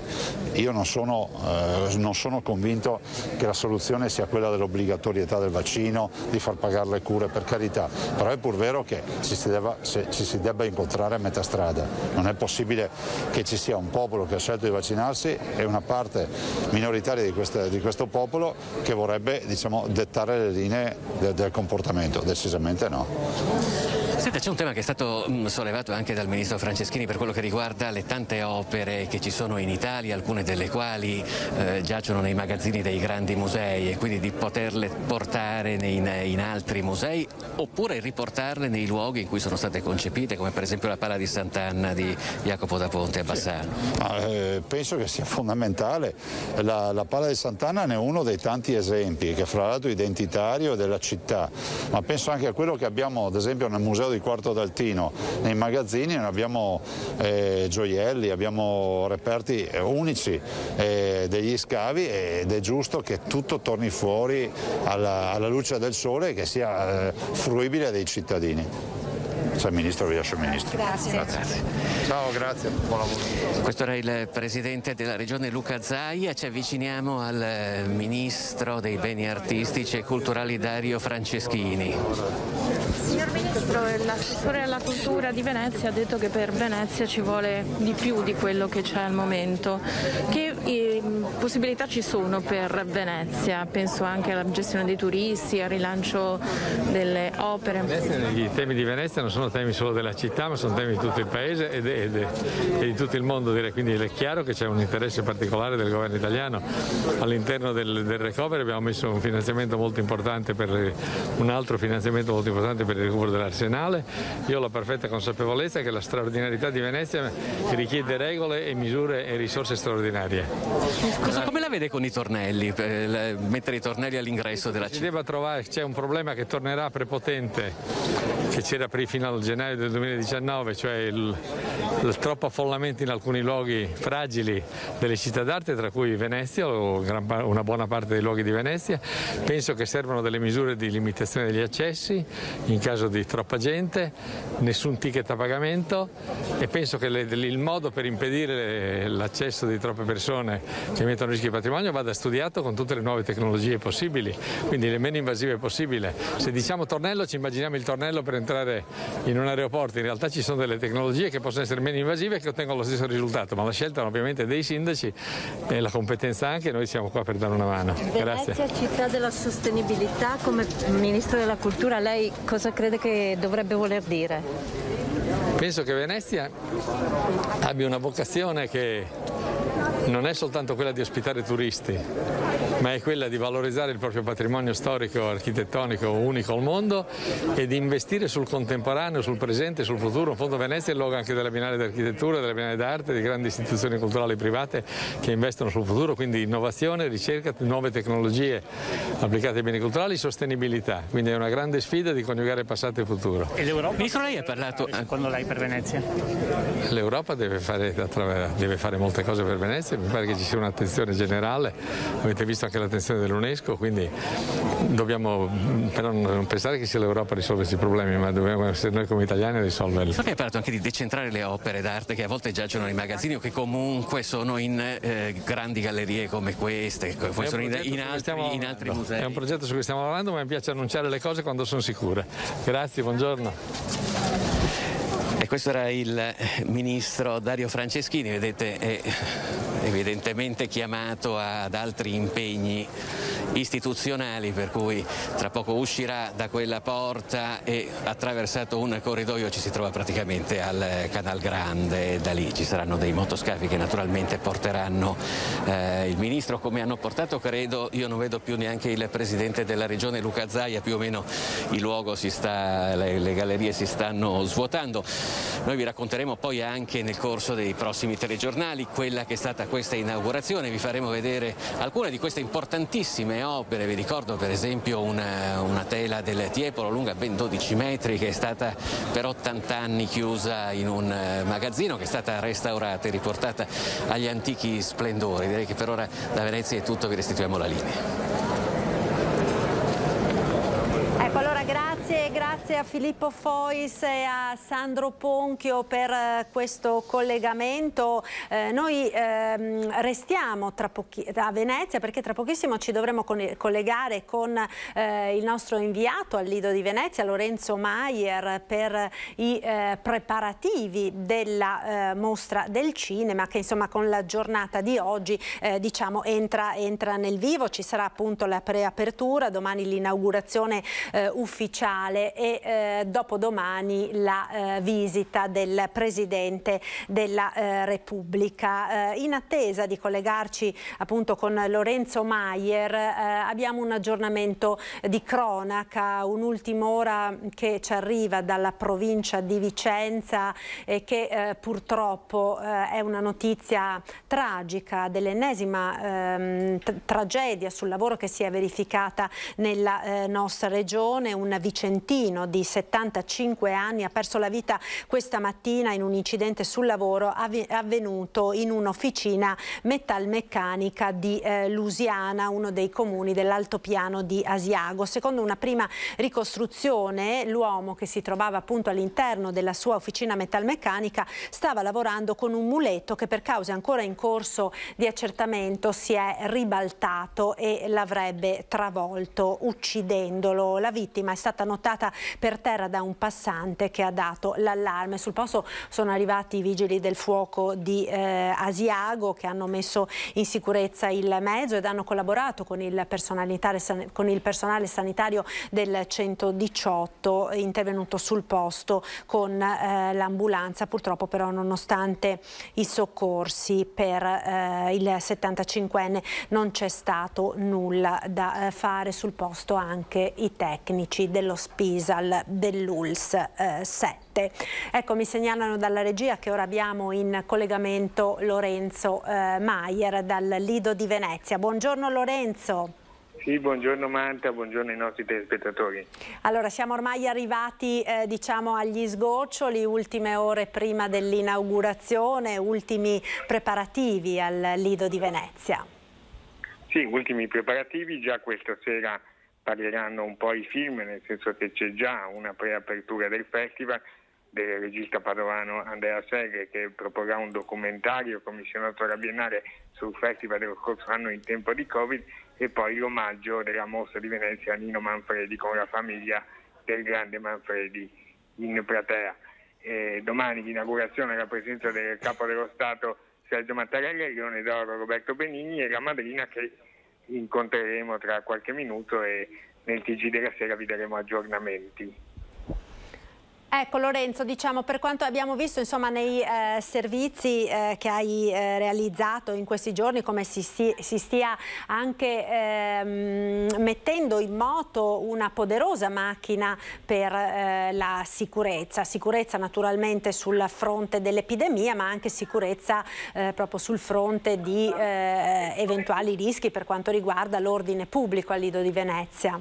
Certo, ci sarà un controllo 24 ore su 24, come è sempre avvenuto del resto. Quest'anno ancora maggiore il sistema di sicurezza, visto da una parte la necessità di dover garantire un tracciamento sanitario a tutti gli ospiti, che saranno molti di più rispetto a quelli dell'anno scorso, quando comunque il sistema ha debuttato in maniera eccellente, dall'altra comunque la preoccupazione che non vi siano episodi di microcriminalità o di intolleranza, ecco, che possono disturbare un po' l'andamento della mostra.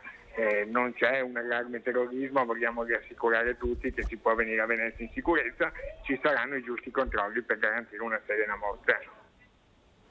Ecco, per quanto riguarda i film, Lorenzo, ci puoi dare qualche anticipazione? Abbiamo anche dei trailer che ci hai mandato proprio questa mattina da far vedere. Il film c'è Dune, che è un film molto atteso del festival, che sarà fuori concorso, un'anteprima mondiale, che quindi è definito un po', considerato un po' il film dell'anno da parte degli addetti ai lavori. Oltre a Dune tantissimi film, 5 film italiani in concorso che si sfideranno per cercare di conquistare il Leone d'Oro, 5 film su 21, una partecipazione di 64 paesi, anche Il bambino nascosto che chiuderà la mostra fuori concorso, e domani si esordirà già con il primo film in concorso del maestro Pedro Almodóvar, Madres Parallele, su una storia femminile, e ricordiamo che il genere femminile sarà grande protagonista qui alla mostra, uno dei temi dominanti, la condizione femminile.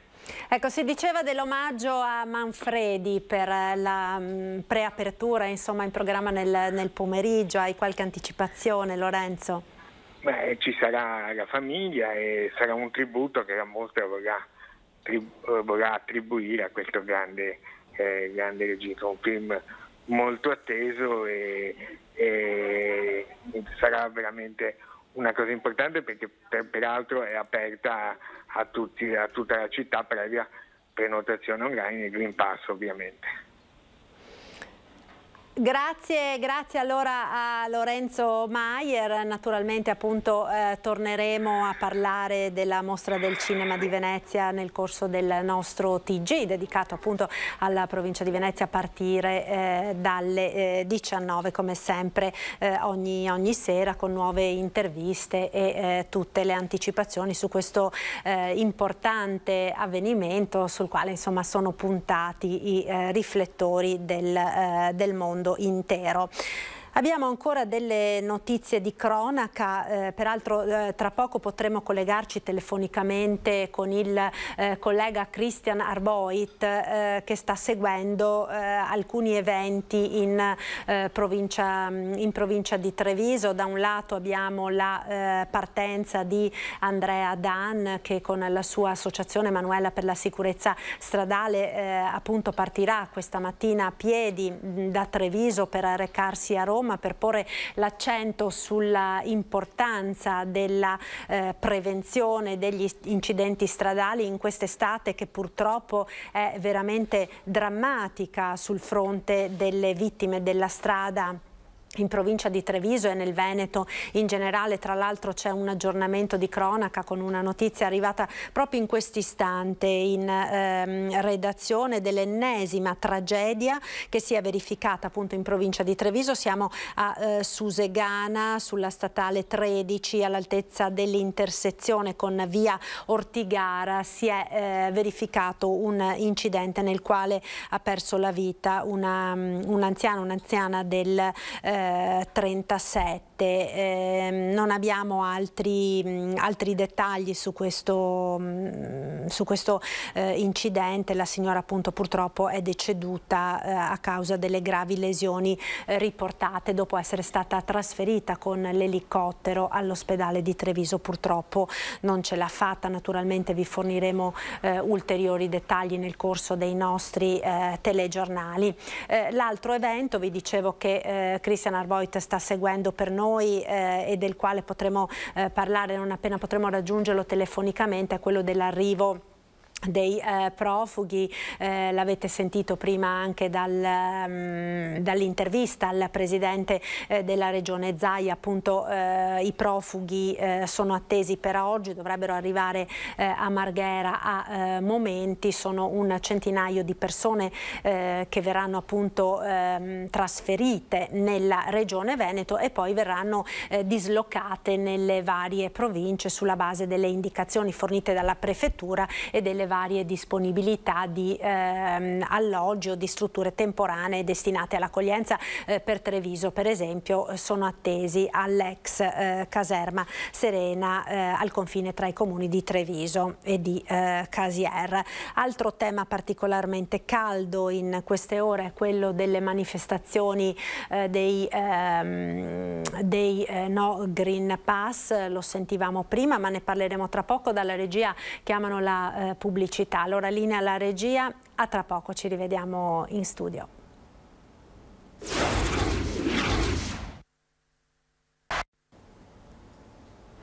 Ed eccoci nuovamente in diretta con il nostro telegiornale. Ci colleghiamo ora con il collega Christian Arboito. Dicevamo del tema particolarmente caldo in queste ore dei profughi afghani. Stanno infatti arrivando il centinaio di persone che sono state destinate alla nostra regione e poi appunto verranno smistate nelle varie province. Da Treviso quindi ci aggiorna Christian Arboito. Buongiorno Christian.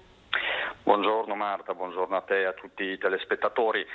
Sì, sono ore concitate anche qui a Treviso, si aspettano questi profughi, questi primi 21 profughi. Ti posso confermare il numero perché ho parlato poco fa con il prefetto Maria Rosaria Laganà. Arriveranno a breve, quindi a Marghera, poi saranno smistati nei vari centri provinciali. Arriveranno, come abbiamo detto anche ieri sera, all'ex caserma Serena di Casier, che è appunto l'hub provinciale per gli immigrati. Poi in un secondo momento saranno con ogni probabilità portati in altre strutture della Marca, per quella che più volte è stata definita come accoglienza diffusa. Potrebbero arrivare già alle 3 del pomeriggio, c'è chi dice verso le 17, di certo le procedure, ci sono delle procedure anche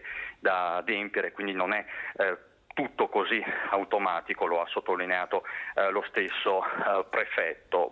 Con ogni probabilità ci saranno anche i sindaci di Treviso e di Casier, Mario Conte e Renzo Cararetto, a dare loro il benvenuto, a dire che la loro è una situazione che sta a cuore alla Marca trevigiana, che sono i benvenuti. Questo è il termine che ha utilizzato poco fa ai nostri microfoni lo stesso presidente dell'ANCI e sindaco di Treviso Mario Conte. In tanti in questi giorni stanno anche ribadendo la differenza tra migrante economico e profughi. Queste persone che arrivano dall'Afghanistan stanno fuggendo da scenari di orrore che quotidianamente vediamo anche sui media internazionali. Insomma Marta, un pomeriggio in evoluzione, ma ci sono anche tanti altri fronti monitorati dalle istituzioni, dalla prefettura e dai comuni della Marca.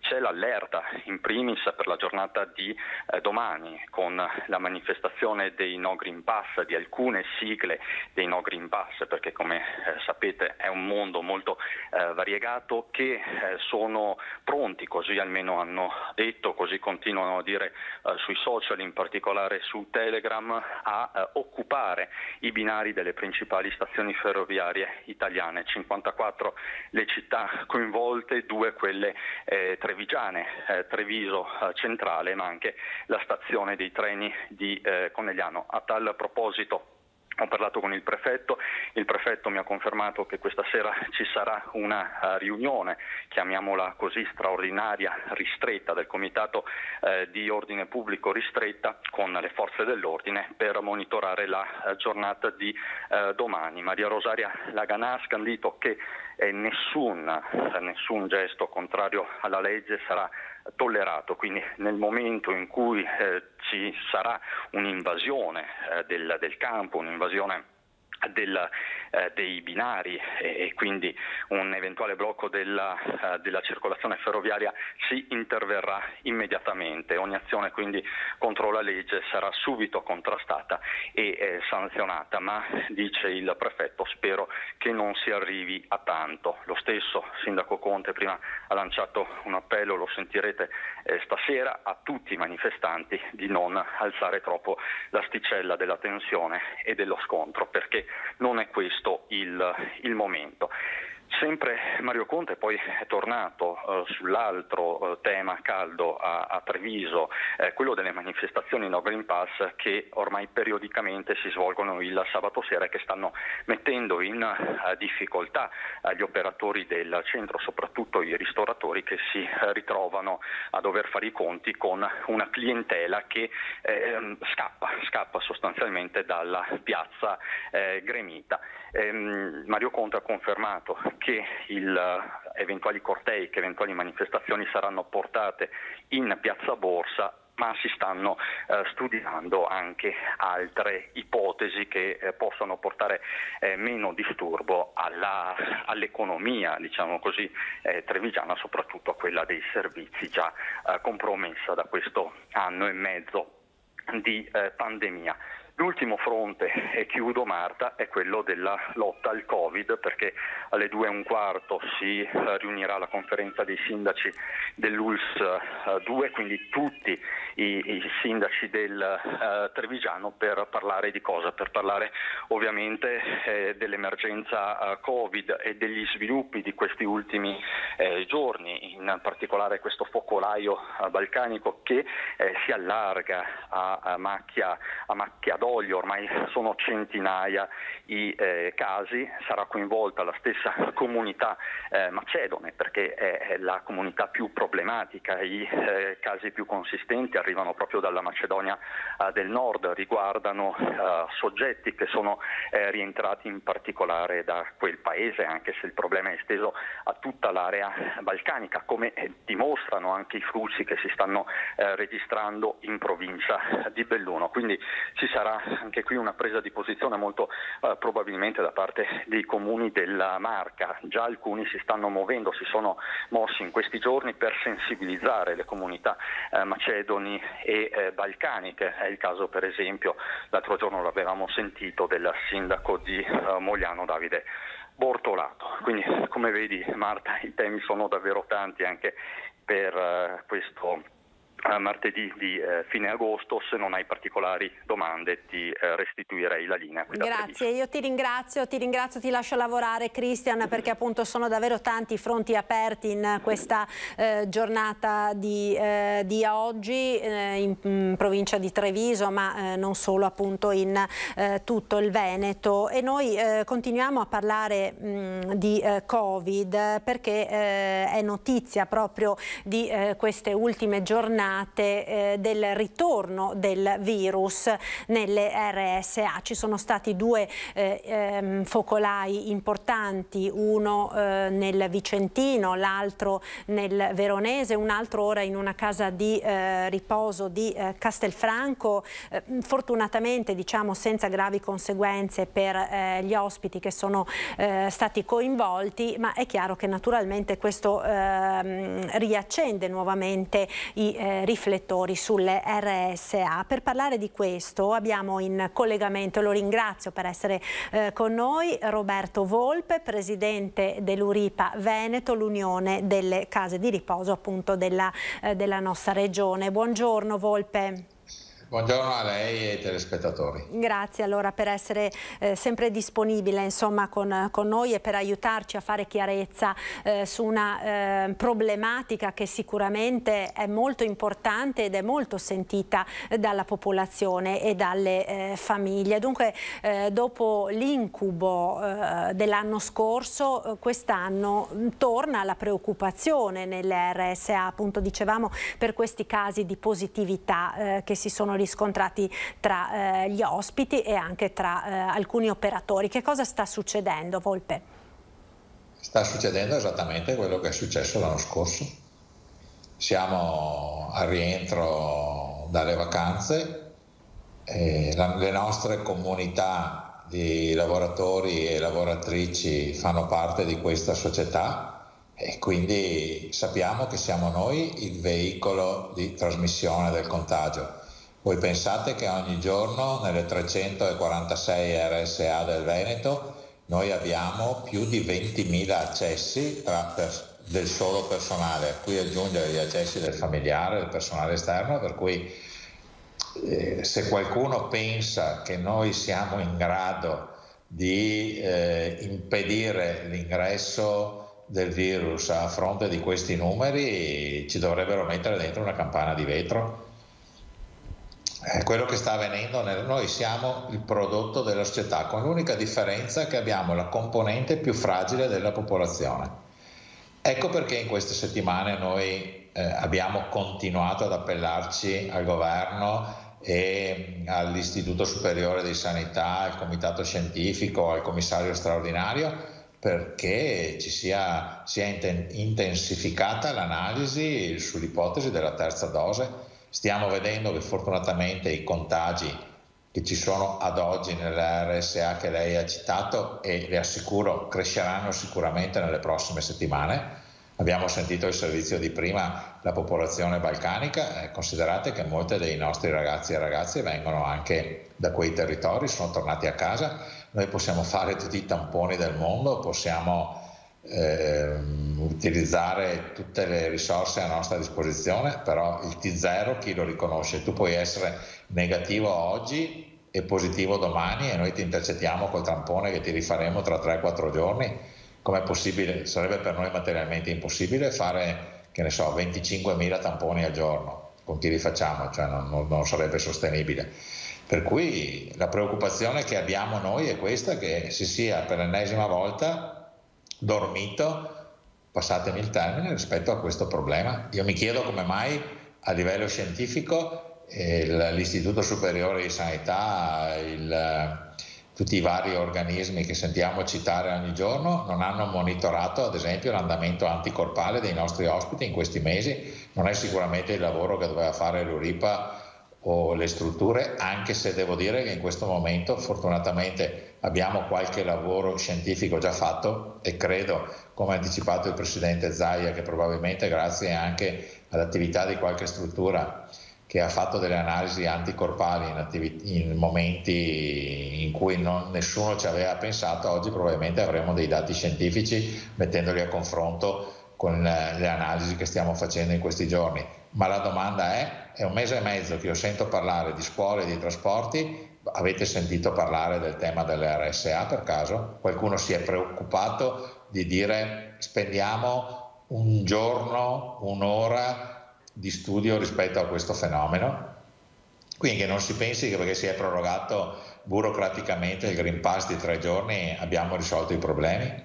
Ricordo ai telespettatori che noi abbiamo la popolazione più fragile. Gli anziani non hanno le risposte anticorpali che abbiamo noi.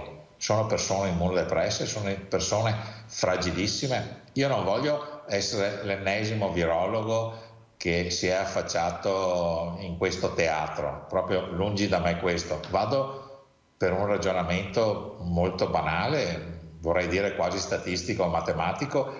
Se il risultato dei vaccini è questo, è presumibile, è pensabile, non lo so, ma almeno che qualcuno ci risponda che la terza dose per gli anziani delle nostre strutture forse era opportuna, non lo so. Però è una domanda che ci stiamo ponendo da metà luglio. Lei pensa di aver avuto una risposta a livello nazionale?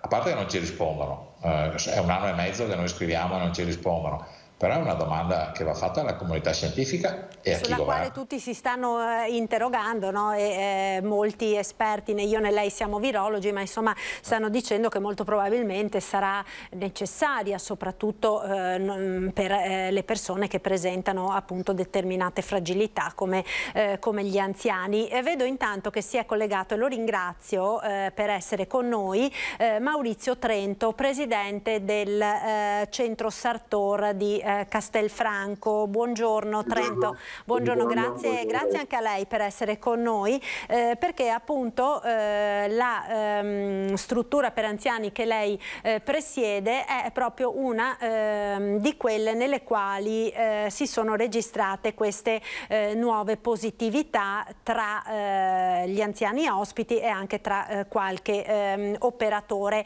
Vuole dirci innanzitutto com'è ora la situazione, perché diciamo la grossa differenza comunque rispetto all'anno scorso la stanno facendo comunque i vaccini, perché grazie a Dio insomma gli anziani non sono per la maggior parte sintomatici, no? Prego. Esatto, proprio questo. La situazione è completamente diversa per fortuna, perché adesso tutta la popolazione è vaccinata. Questa situazione è emersa da una serie di controlli che stavamo facendo di routine durante la settimana di Ferragosto, dove sono stati questi controlli periodici trovati questi 15 positivi, immediatamente isolati secondo la procedura interna e avvisato l'ASL, che ci ha aiutato in questi passaggi, in modo da contenere assolutamente il grado di infezione. Questi ospiti sono per fortuna quasi tutti asintomatici, hanno dei lievi segni clinici, e la situazione è talmente sotto controllo che già stamattina di questi 15, 10 che si sono negativizzati ieri stanno rientrando nei propri nuclei. Quindi direi che la situazione sotto questo punto di vista è sotto controllo.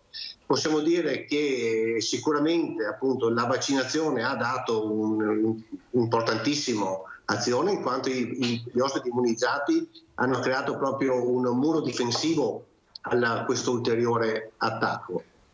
La ASL ci ha seguiti in questi passaggi, e quindi ringraziamo la ASL per la sollecitudine e anche tutti i collaboratori della Sartor per la professionalità dimostrata applicando i protocolli già concordati.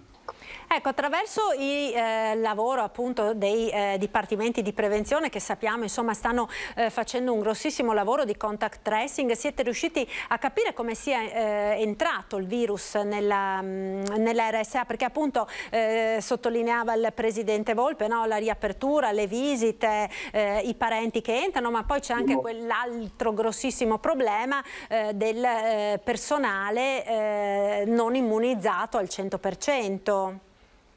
Allora, io credo sono perfettamente in linea con quello che ha detto prima il Presidente Volpe. Il fatto di aver aperto ha fatto entrare il virus, cioè c'è niente da fare, non è che il virus sia nato da qua. Questo aumentato interscambio di popolazione e non dico abbassamento dell'attenzione, perché quello è sempre stato tenuto molto alto, però il virus si infila con le persone che entrano ed escono.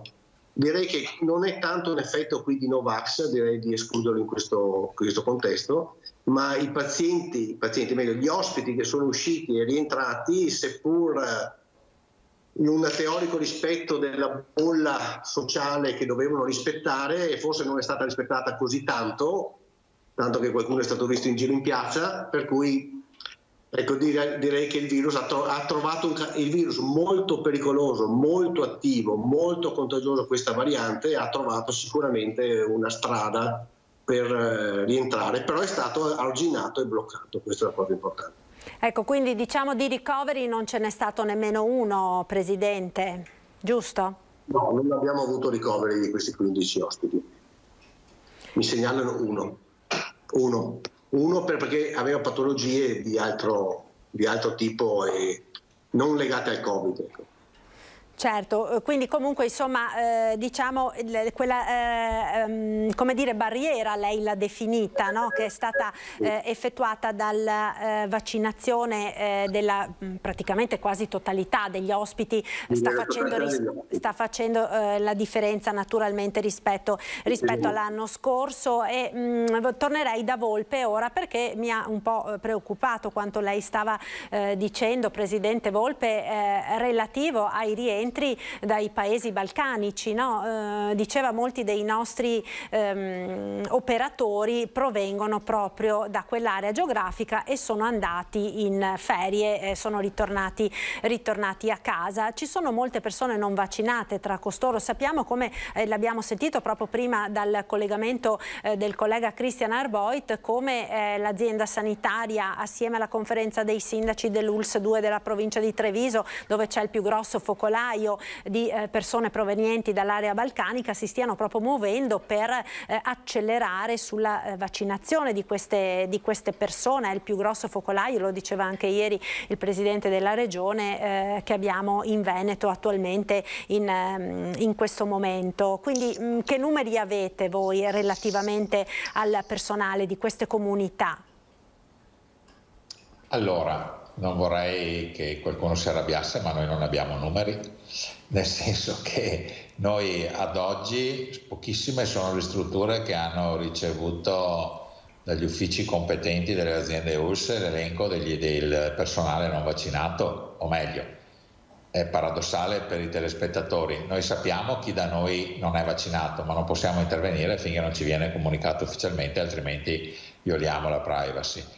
Io non penso che ci sia un'incidenza maggiore di Novax da chi viene dai paesi balcanici rispetto che ai lavoratori italiani.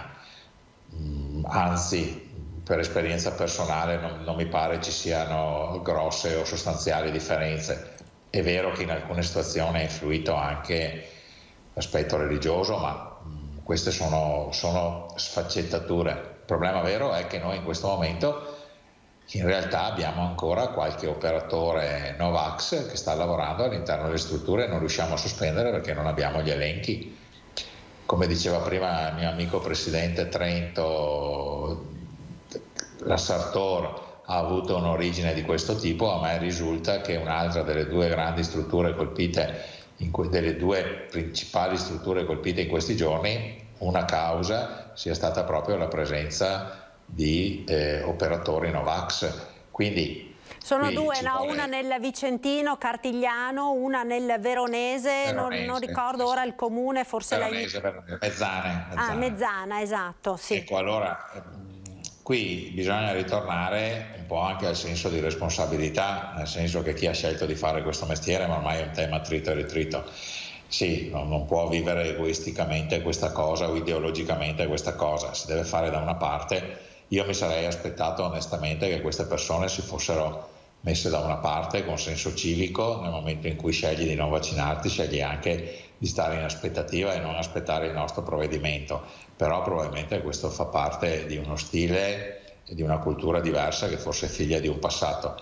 Oggi noi abbiamo formalizzato proprio come associazione alla Regione una richiesta, perché in questa situazione è assolutamente necessario che gli SPISA delle aziende ULSS accelerino col comunicarci qual è il personale non vaccinato, sul quale si apre un'altra partita che sappiamo benissimo. Siamo già in carenza di personale, se le nostre organizzazioni vengono anche colpite da questi contenimenti organizzativi perché dobbiamo sospendere del personale, ma ormai lei all'inizio della trasmissione ha usato una frase molto bella, ha detto si sono riaccesi i riflettori sulle RSA. Ecco, a me sinceramente piacerebbe che i riflettori fossero accesi anche quando non dobbiamo solo parlare per questo tipo di problemi, perché da noi si accende la luce solo quando siamo messi un po', sì, non dico sotto accusa, ma comunque quando di noi non è che si parli poi così tanto bene. L'ho detto da tempo, noi ormai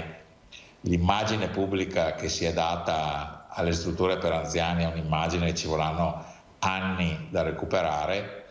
Mi piacerebbe che qualcuno andasse a intervistare anche qualche familiare che potrebbe essere ben testimone di chi sono gli ospiti all'interno delle nostre strutture, quindi persone non assistibili sicuramente a domicilio, ma questa speriamo sia una partita di cui possiamo discuterne a bocce ferme nei mesi futuri. Oggi la situazione è questa. Io sono molto contento nel seguire con attenzione l'evoluzione di questi contagi all'interno delle strutture, però l'esperienza mi insegna che se andiamo a rivedere le trasmissioni e leggere i giornali di settembre dell'anno scorso, in parte non dico che era cominciata così, però poi i problemi li abbiamo avuti a novembre e dicembre. Novembre e dicembre saremmo, se non viene la terza dose, a 10 mesi dalla somministrazione delle prime dosi. Ripeto, non sono uno scienziato, non sono un virologo, però più si allungheranno i tempi per la terza dose, più credo, spero di sbagliarmi, ma che aumenti il rischio per i nostri ospiti, perché adesso con l'apertura delle scuole, credetemi, questi fenomeni cresceranno. Le nostre ragazze sono mamme che tornano a casa, i nostri ragazzi sono papà che tornano a casa, le nostre ragazze sono mogli dei mariti che vanno al lavoro, i nostri ragazzi sono mariti di donne che vanno al lavoro e fanno tutti parte della società in cui viviamo. Guardate, la crescita dei contagi all'interno dell'RSA è direttamente proporzionale alla crescita dei contagi che ci sono nelle nostre comunità, perché non possiamo scindere la comunità di chi lavora all'interno delle strutture per anziani con la comunità che vive fuori dalle strutture. I nostri ragazzi e le nostre ragazze fanno parte di quella comunità, come la facciamo noi che stiamo parlando e tanti che ci stanno ascoltando, con l'unica differenza che noi entriamo in un ambiente fragile, mentre in altre realtà non si entra in un ambiente così fragile. Guardate, è un'equazione, permettetemi, molto banale, ma detta nuda e cruda è questa. Certo, Volpe, ritornando alla questione della terza dose, proprio nei giorni scorsi il Presidente Zaia aveva annunciato da settembre, quindi insomma ormai da domani, il via di una campagna di test sierologici anche sugli anziani, proprio per verificare la risposta anticorpale, quello di cui lei parlava prima. In questo senso voi avete qualche notizia?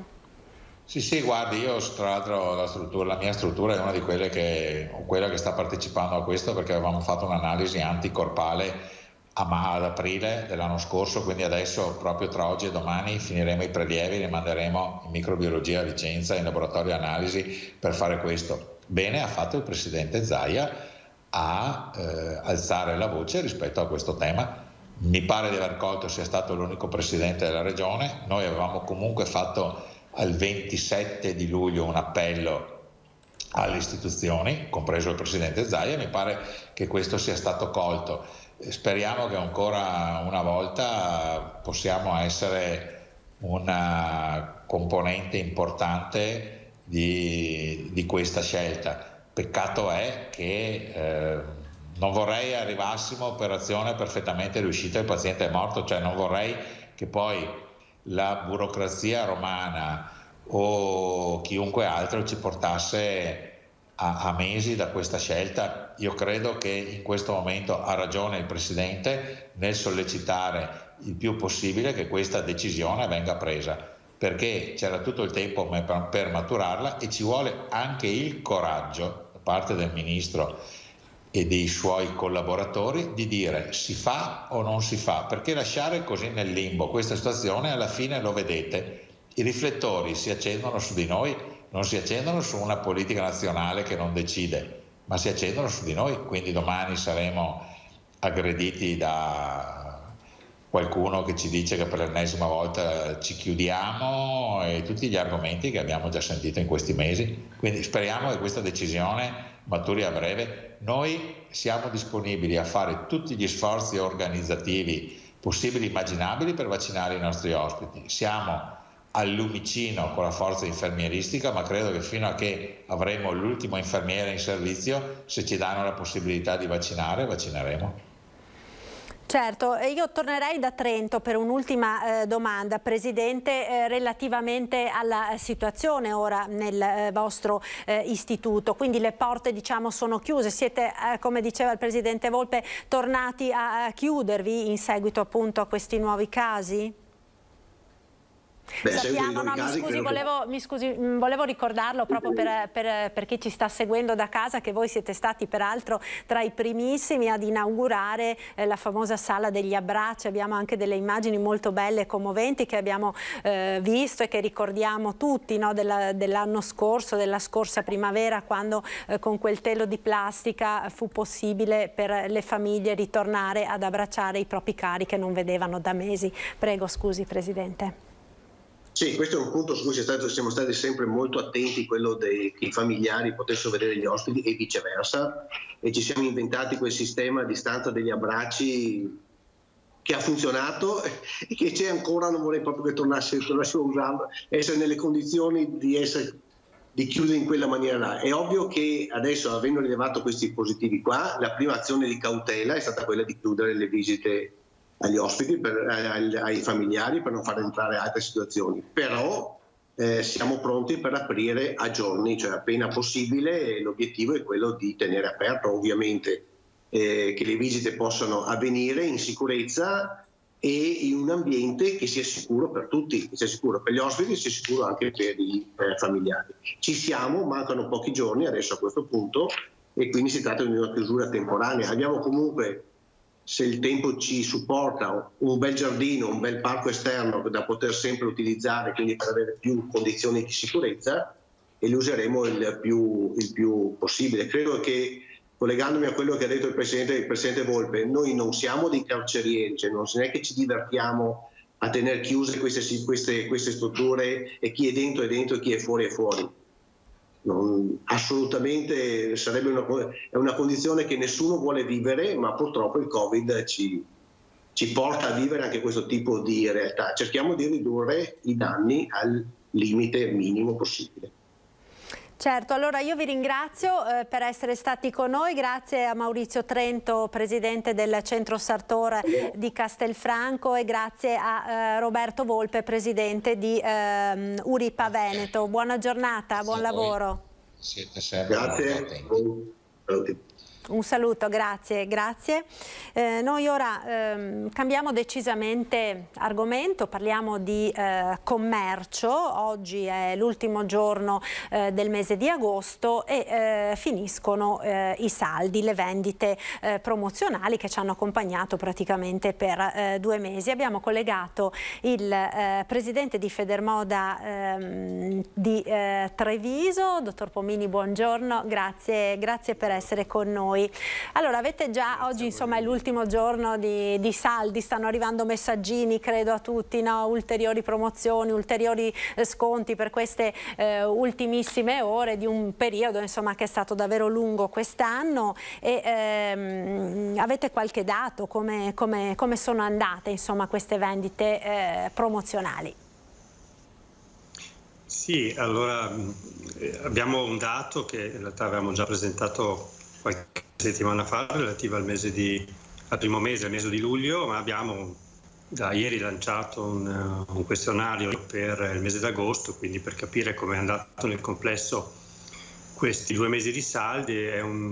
Questo lancio di ieri comincia già a dare dei risultati che, se non ancora significativi in termini numerici, però ci danno una tendenza che credo sia abbastanza chiara, cioè che questo mese d'agosto per circa il 60% delle imprese che hanno risposto sancisce un calo superiore al 10% medio, e per un 25% in realtà un leggero aumento. Quindi anche il mese d'agosto, se con percentuali diversi, rispecchia un po' il dato legato al mese di luglio, che aveva un pochettino diviso in 2 la platea di chi aveva risposto, ed era quell'epoca significativa. Cioè, ricordo che nel mese di luglio il 47% aveva dichiarato una flessione e un 31% aveva dichiarato un aumento. Fare una somma di questi 2 mesi in questo momento per farne un dato unico forse non è ancora semplice. Quel che emerge è che comunque rispetto al 2019, che forse il vero anno con cui noi dovremo fare un raffronto, il dato resta sconfortante, con dei cali pesanti per la stragrande maggioranza delle imprese intervistate. Questo è il dato ad oggi. Ecco, Guido Pomini, appunto ricordo presidente di Federmoda Treviso, queste sono appunto le indicazioni insomma, che voi avete, le più recenti da questo sondaggio che avete lanciato ieri tra gli iscritti, ma siete come dire in grado di capire anche, magari appunto lei diceva per un 25% c'è stato un aumento, per un 10% un calo, quali hanno avuto il calo, quali invece hanno registrato l'aumento e perché, quindi cercare in qualche maniera di capire anche le motivazioni e come si stanno muovendo i consumi, come sono cambiati i consumi e gli atteggiamenti delle persone, vorrei dire in questa fase post pandemica, ma insomma purtroppo ci siamo ancora dentro, quindi in questa fase di convivenza, ecco, diciamo così, con il virus. Ma in realtà, per quel che oggi ci è dato sapere, sembrerebbe che il calo da un lato, l'aumento dall'altro sia, come dire, non definito, nel senso che ci sono attività con dimensioni, tipologie diverse che hanno avuto calo e altre che hanno avuto un aumento. Quindi andare a cercare un vero motivo per cui qualche azienda ha denotato un calo anche pesante in alcuni casi e qualcun'altra ha avuto un aumento, in questo momento, come dire, è difficile comprenderlo. Tra l'altro noi, la nostra base associativa insiste sia nei centri storici dei comuni più significativi della provincia, ma anche spesso in comuni molto, molto piccoli. Quindi da una prima analisi, questo che tra l'altro è proprio anche per una questione di riservatezza, insieme al dato noi non abbiamo una cognizione precisa di chi questo dato ce lo compila,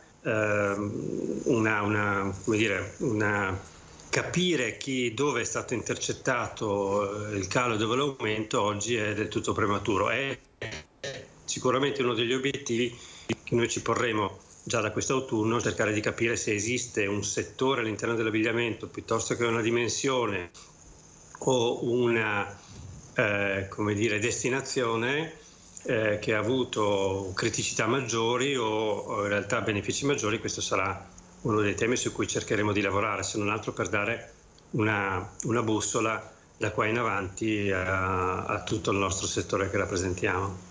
Ecco, sul fronte dell'e-commerce, dottor Pomini, quanto ha influito la pandemia nelle abitudini di acquisto dei consumatori e quanto, diciamo, in quest'estate, dove la percentuale, insomma, di vaccinati è salita notevolmente, in molti hanno preferito ritornare alla modalità, diciamo, tradizionale di acquisto nel negozio fisico? Ma allora... Il 2020, la primavera del 2020 sicuramente ha segnato una forte tendenza per necessità in quel momento l'utilizzo dell'e-commerce per fare i propri acquisti, e questa è stata un'abitudine che ovviamente in parte si è consolidata, tant'è che questo dato non ce l'abbiamo ancora, però così in maniera informale sembrerebbe che tra chi ha ottenuto delle buone performance ci siano soprattutto attività che avevano già investito nella multicanalità, cioè aziende che già da qualche anno facevano e-commerce. Però d'altro canto ci sono anche dei significativi segnali della voglia e della necessità, ma soprattutto della voglia da parte del consumatore di riappropriarsi quel contatto fisico che sta alla base poi del nostro lavoro. Quindi diciamo che su questo un segnale ben preciso, ma d'altronde non ci speravamo di averne uno diverso, un segnale ben preciso non c'è. Ci sono delle prospettive che a parer mio mettono nelle condizioni il commercio, anche quello più piccolo, di avere un futuro anche interessante davanti ai prossimi mesi. Io la ringrazio, dottor Pomini, per essere stato con noi, per averci fornito, insomma, qualche anticipazione, insomma, su quello che è l'andamento di questi saldi che, appunto, lo ricordiamo, si concludono quest'oggi. Grazie a Guido Pomini, presidente di Federmoda Treviso. Un saluto. Noi ora ci fermiamo per la pubblicità. A tra poco.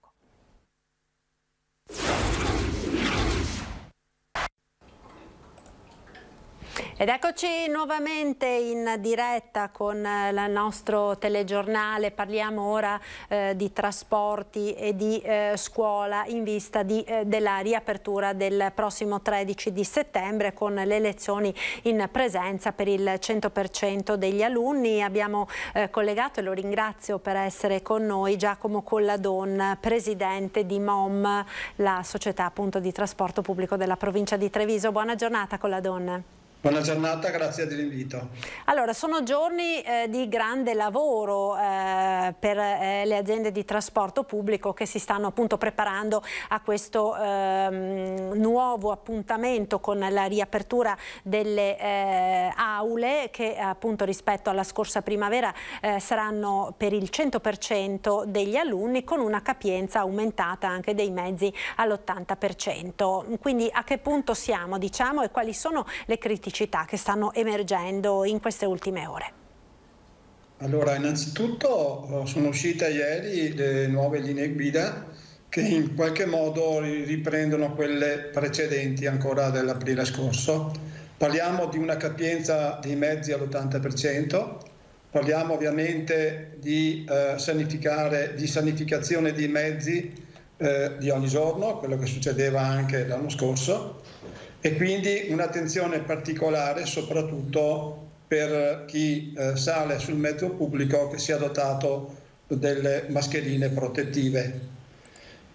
Questi aspetti sono stati delegati alle aziende, quindi noi avremo del personale preposto, degli steward ma anche del personale nostro. Sono circa una 60 che saranno adibiti a questa tipologia di servizio, che dovranno controllare il rispetto di queste norme, soprattutto il rispetto dell'80%. L'80% vuol dire una capienza non differente su un mezzo di trasporto. Questa situazione con una didattica in presenza al 100% ovviamente ci obbliga a incrementare il numero di mezzi a disposizione, soprattutto sull'est urbano. Abbiamo già ingaggiato 40 mezzi da parte di privati.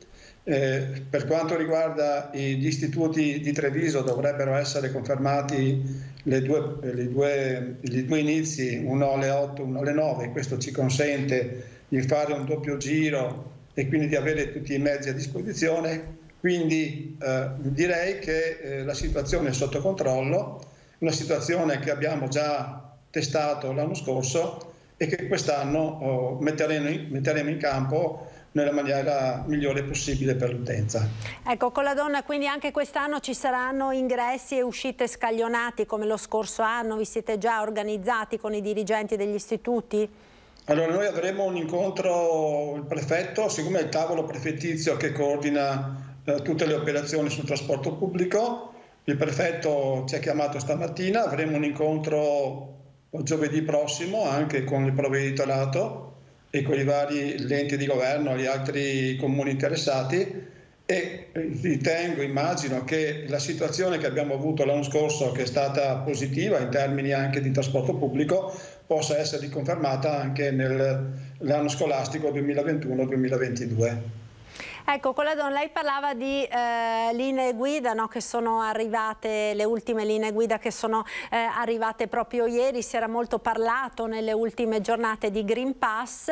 Il trasporto pubblico, diciamo, locale, quello come può essere quello scolastico, non è come dire, coinvolto dall'obbligo che invece scatterà domani sui treni, per esempio, a lunga percorrenza.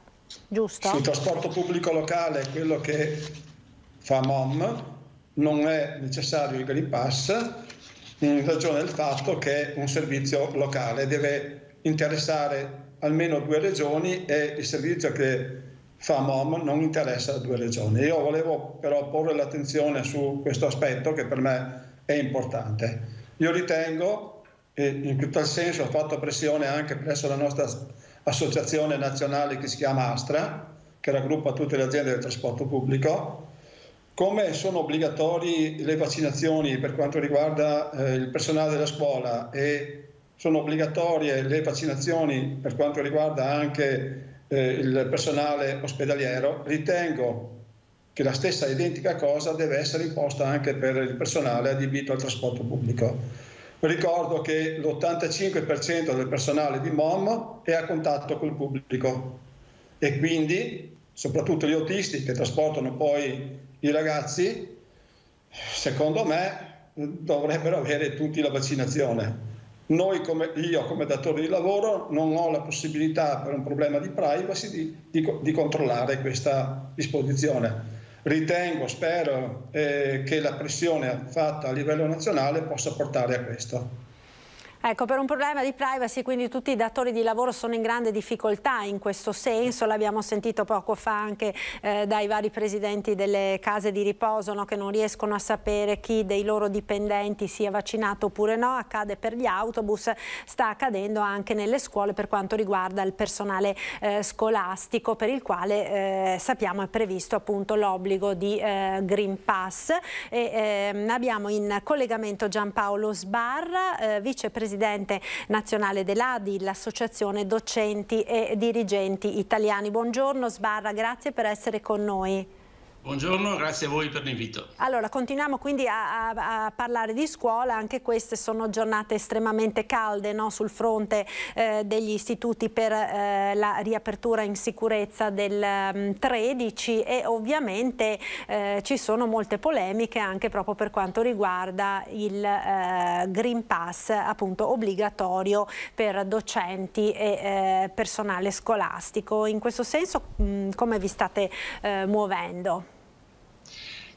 Sono molte polemiche, ma nella realtà sono polemiche che riguardano una parte molto minoritaria degli insegnanti, perché oltre il 90% degli insegnanti è vaccinato e quindi è in possesso del Green Pass.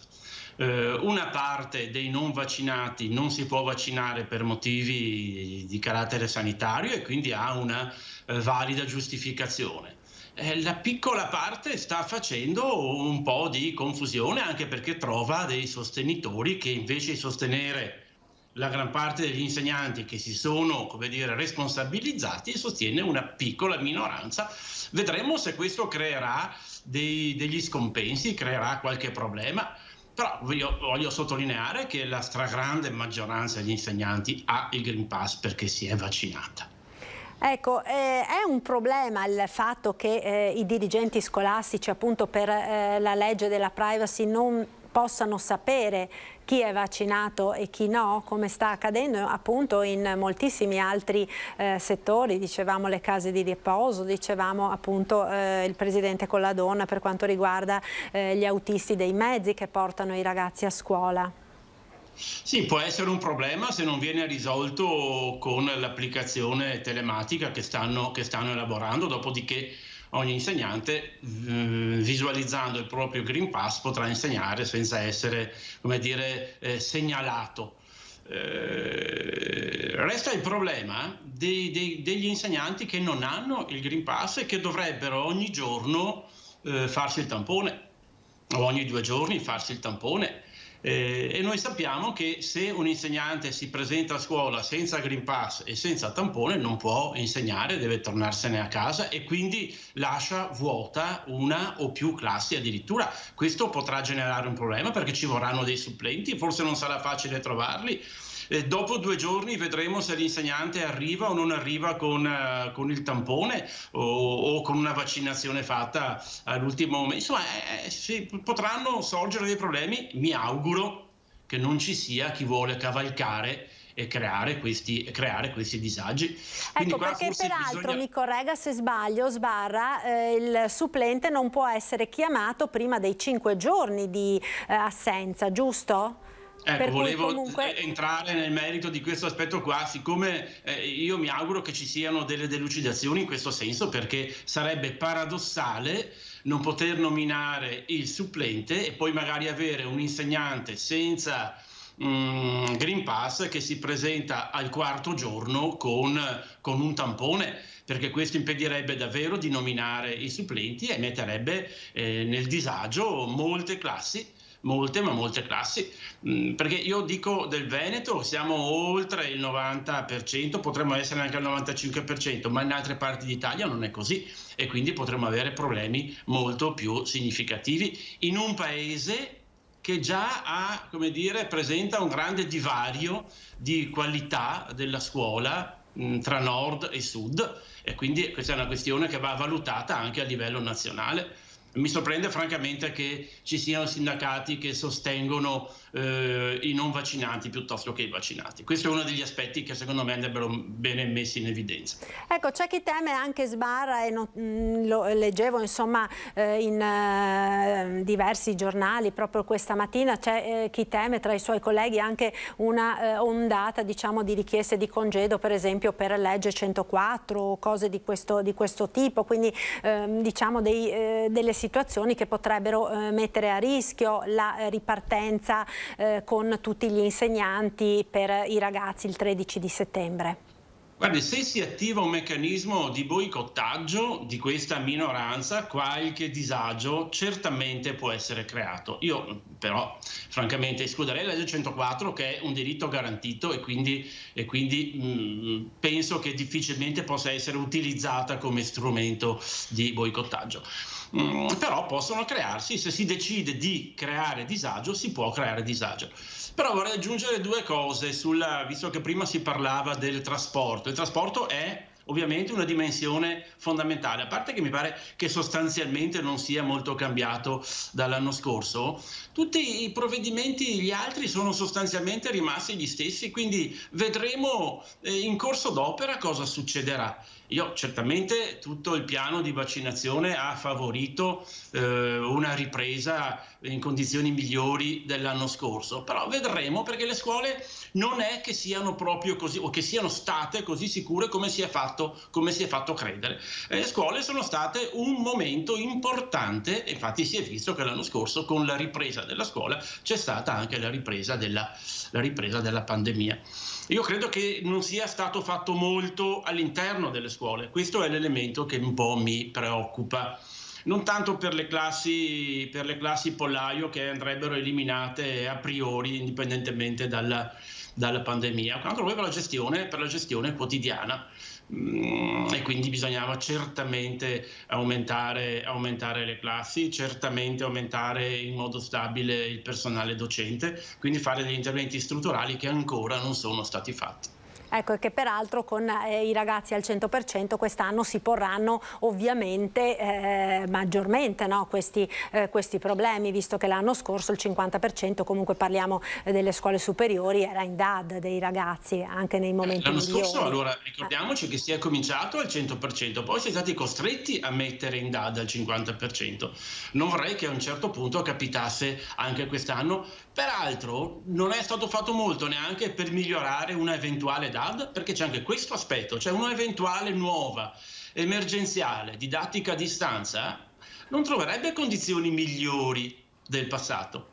E quindi bisogna fare una riflessione a tutto tondo e, come dire, e a lunga scadenza. Non si può immaginare che passata l'emergenza tutto ritorni come prima. Passata l'emergenza facciamo tesoro dell'esperienza fatta e quindi sappiamo che la DAD può sempre tornare utile e deve essere uno strumento come dire, adeguato alle necessità, non può essere sempre emergenziale. Certo, sicuramente. Ritornando ai trasporti con la DON, uno degli aspetti, diciamo, che maggiormente anche lo scorso anno aveva, come dire, creato qualche criticità era quello dei controlli non tanto a bordo dei mezzi quanto soprattutto alle fermate, ai grandi snodi, no, dei ragazzi con coloro che dovevano scendere e salire sui mezzi, chi si accalcava. Quest'anno come vi state organizzando? Si parlava di steward a terra per il controllo. C'è ancora con la DON? Sì, sono Eccolo io. qua, non la vedevo più. Eccoci qua, no, Presidente. Allora, noi già l'anno scorso avevamo delle persone dedicate a fare questa tipologia di servizio a terra, soprattutto perché l'80% sugli snodi più importanti, dove sono ammassati più i ragazzi, avevamo delle persone dedicate. Avevamo assunto a tempo determinato degli steward e complessivamente l'anno scorso avevamo una cinquantina di persone che erano dedicate proprio a questo, cioè a garantire il 50%, perché a un certo punto, dopo l'inizio al 100% della didattica in presenza e l'80% di capienza, siamo andati al 50% di capienza di mezzi, e avevamo incrementato il personale a terra perché questo potesse aiutare i ragazzi a una salita e quindi una verifica del 50% delle capienze dei nostri mezzi. Quest'anno abbiamo incrementato ancora di più, abbiamo avuto l'esperienza dell'anno scorso e questo ci ha aiutato sicuramente, ma già l'anno scorso avevamo eliminato quelle criticità che all'inizio avevamo trovato nei punti di maggior afflusso dei ragazzi, e quest'anno avremo circa 60 persone a terra, nei punti ovviamente di tutta la provincia, quelli più trafficati dove si ammassano più i ragazzi, perché possano controllare la salita e verificare la capienza all'80%. Poi, come si sa, i controllori o verificatori di titoli di viaggio hanno anche il compito di salire a bordo, di verificare la capienza di mezzi e di verificare anche se c'è rispetto, per esempio, da parte dei ragazzi sull'uso della mascherina, e questo è un altro problema che in qualche modo cercheremo di risolvere assieme al nostro personale. Ecco Presidente, nelle linee guida è prevista la mascherina chirurgica o mascherine più protettive come le FFP2? Si era parlato anche di questo, no, nei giorni scorsi. No, tutte e due, sono previste tutte e due. Sono previste tutte e due. Volevo porre l'attenzione su un altro aspetto che è inserito nel piano guida. È inserito anche un punto dove è scritto: è necessario incentivare la vendita dei biglietti con sistemi telematici. Al riguardo noi dobbiamo rimarcare che già dal luglio di quest'anno abbiamo introdotto un nuovo sistema che si chiama ABT, cioè la smaterializzazione dei documenti, quindi la possibilità con l'app da parte di tutti gli studenti di fare l'abbonamento, di rinnovare l'abbonamento, ma di fare anche la tessera dell'abbonamento direttamente a casa sua con l'app.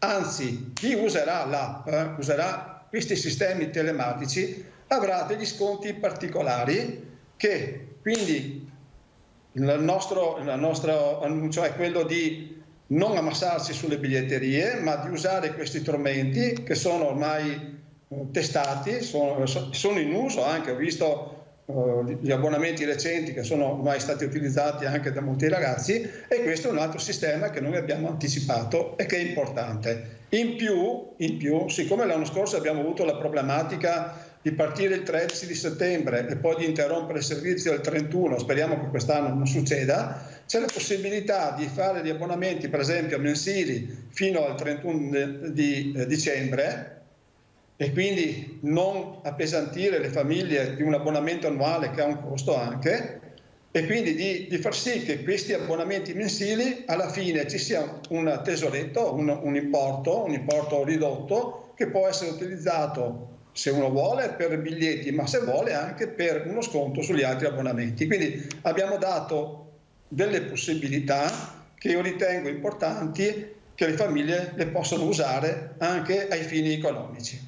Sì, quindi diciamo il suo consiglio, oltre naturalmente ai genitori, alle famiglie, ma anche ai ragazzi, oltre a non affollare le biglietterie per fare l'abbonamento, è anche quello di fare l'abbonamento mensile, no? Mi corregga, magari invece che l'annuale, per evitare quei problemi che purtroppo si sono verificati lo scorso anno. Speriamo di no quest'anno naturalmente, ma...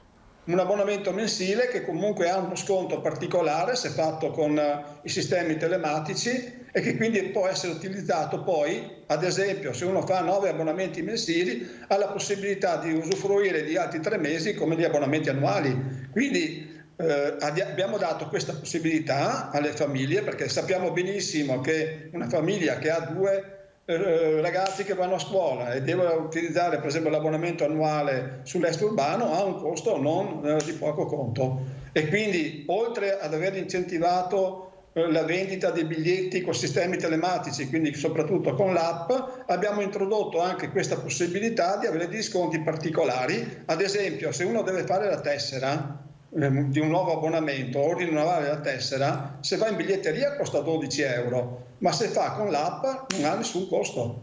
E questo è un altro aspetto importante che volevo evidenziare. Certo, sicuramente di grande interesse per le famiglie, visto che insomma tenere dei soldini in tasca di questi tempi, no? Non guasta sicuramente.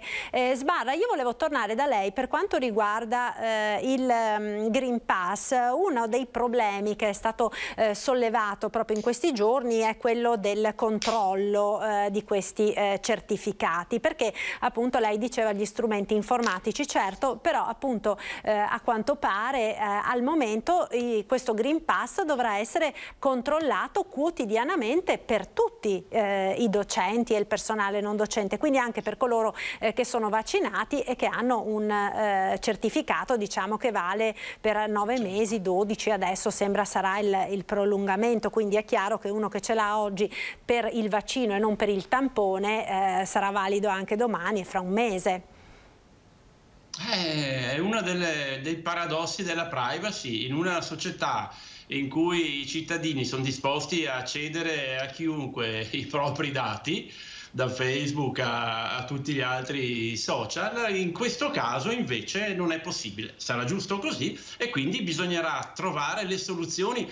Qua, se noi vogliamo complicare la vita a tutti, possiamo complicarla, se invece vogliamo risolvere il problema ci mettiamo in un'altra ottica. Quindi nei primi giorni bisognerà fare una verifica quotidiana, però io spero, mi auguro che l'app sia pronta, l'applicazione sia pronta per l'inizio della scuola. Dopodiché sarebbe un bel problema dover controllare tutti i giorni, proprio perché, come lei diceva, il Green Pass ha una validità prolungata, in alcuni casi può arrivare quasi alla fine dell'anno scolastico, insomma, quindi potrebbe essere anche comodo sapere quando scade il Green Pass dei singoli docenti. Se non si può fare, si farà con l'app. L'app però deve essere pronta, questo è chiaro, che se no si genereranno dei ritardi, delle complicazioni, delle code in ingresso. Ecco, ma l'app quindi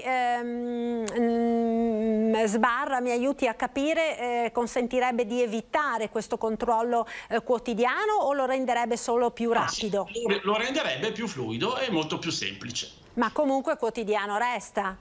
Quotidiano resta. Quotidiano resta. Quindi insomma anche questo è uno dei paradossi, no?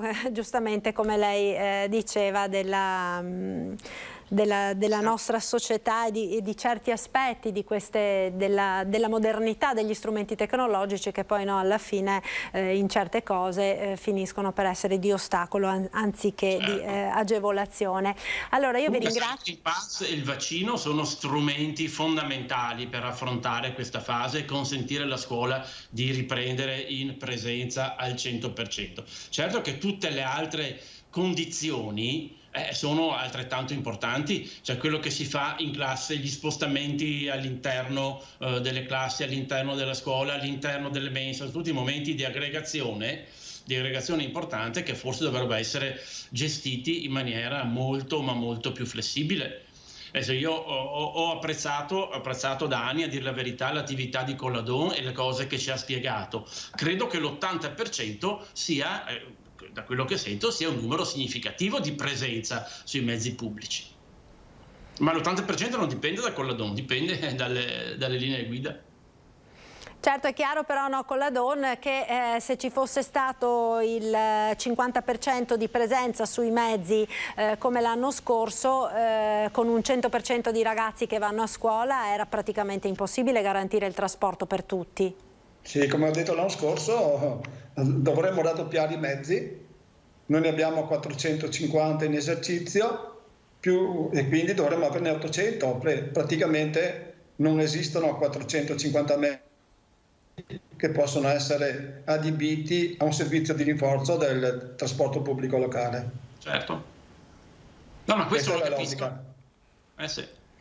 Quindi in questo momento qua io credo che con l'80% abbiamo già un implemento importante, perché già l'anno scorso l'abbiamo visto, l'80% a vista da un autobus pieno. Noi cerchiamo di mettere più autobus possibili. L'aiuto di avere 2 entrate in alcuni istituti a Treviso ci aiuta tantissimo, perché questo ci permette di fare un doppio giro e quindi garantire anche non l'80% pieno, ma avere anche una capienza inferiore all'80%, e quindi garantire un certo distanziamento, anche se non sarà il metro, che è quello solito distanziamento mai predicato da 2 anni. Però insomma cercheremo di un impiego maggiore di mezzi per consentire che questo riempimento non sia proprio all'80%, ma sia inferiore, per garantire una certa sicurezza ai ragazzi. Sono certo che farete il possibile. Resta il fatto che tra il trasporto e poi le classi, all'interno delle classi, in realtà gli assembramenti di fatto si creeranno. Perché il metro tra le rime buccali vuol dire stabilire una distanza che consente di tenere le classi composte come erano prima. Perché anche prima sostanzialmente c'era quasi 1 metro tra le rime buccali e tra i 2 banchi ce n'era anche di più.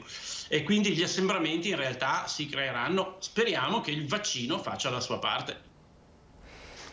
Speriamo. Io ringrazio Giacomo Colladon, presidente di MOME, ringrazio Giampaolo Sbarra, vicepresidente dell'ADI, per essere stati con noi, per averci aiutato a capire un po' quello che accadrà per i nostri ragazzi con il ritorno in classe, con la didattica in presenza per la totalità appunto degli studenti a partire dal prossimo 13 di settembre. Grazie, buona giornata e buon lavoro. Un saluto. Grazie ancora. Noi ora ci fermiamo per qualche istante di pubblicità. Linea alla regia, a tra poco, restate con noi.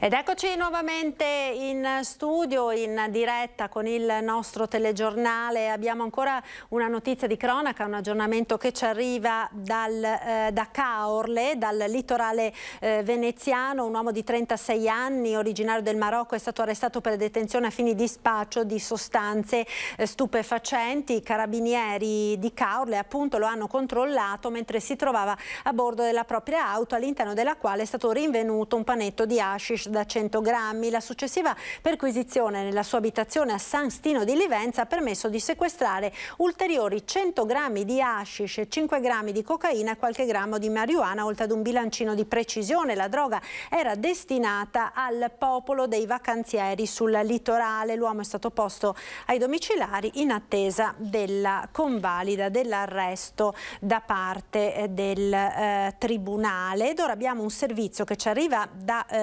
Padova relativo a una petizione per chiedere al governo di rendere obbligatoria la vaccinazione anti-Covid. Il promotore è Marco Carai, ex assessore di Padova e fondatore dell'Associazione Culturale Orizzonti. Sentiamo.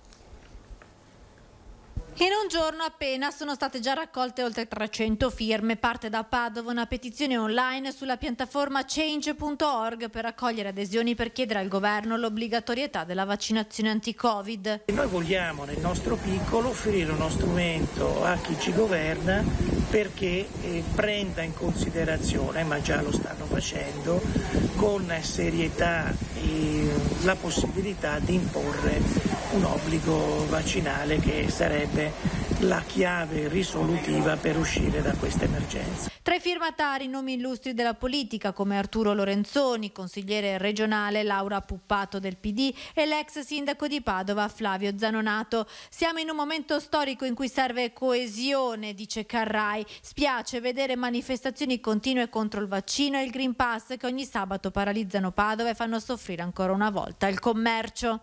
Oggi invece, un po' per tutte queste false informazioni che girano sui social, questa forse anche un'ignoranza di base diffusa, fa sì che si alimentino sacche che portano poi a questi disordini di piazza, a queste manifestazioni.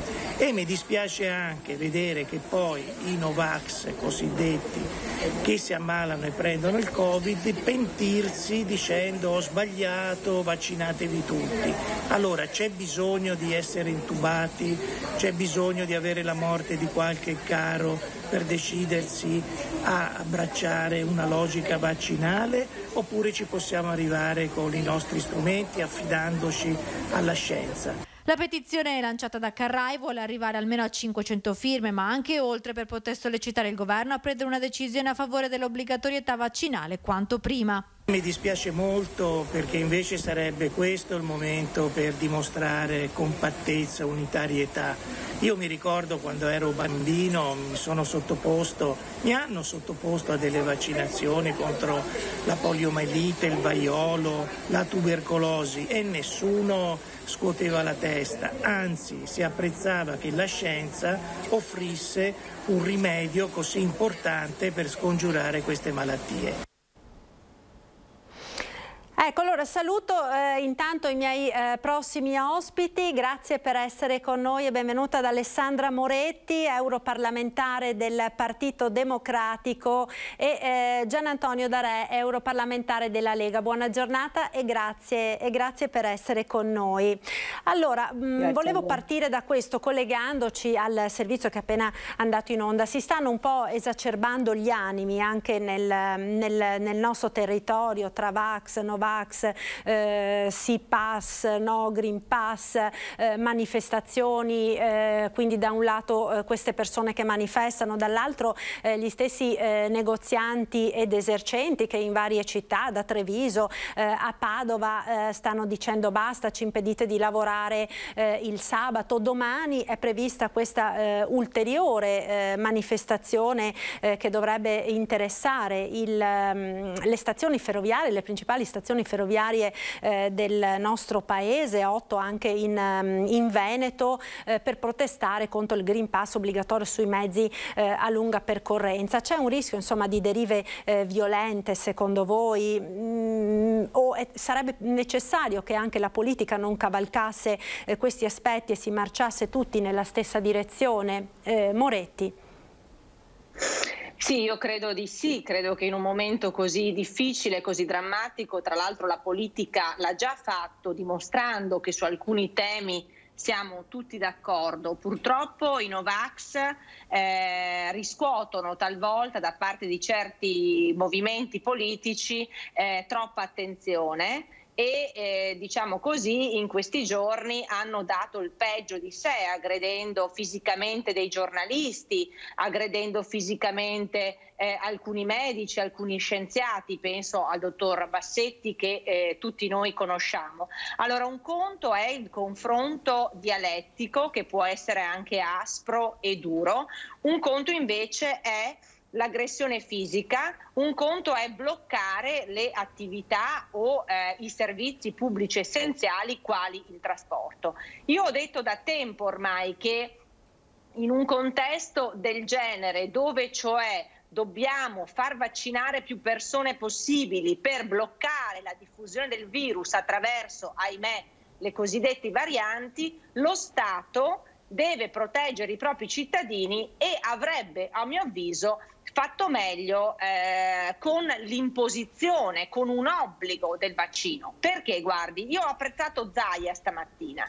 Zaia dice: noi dobbiamo essere rispettosi della paura. Ed è vero, noi dobbiamo essere rispettosi dei cittadini che hanno dei dubbi.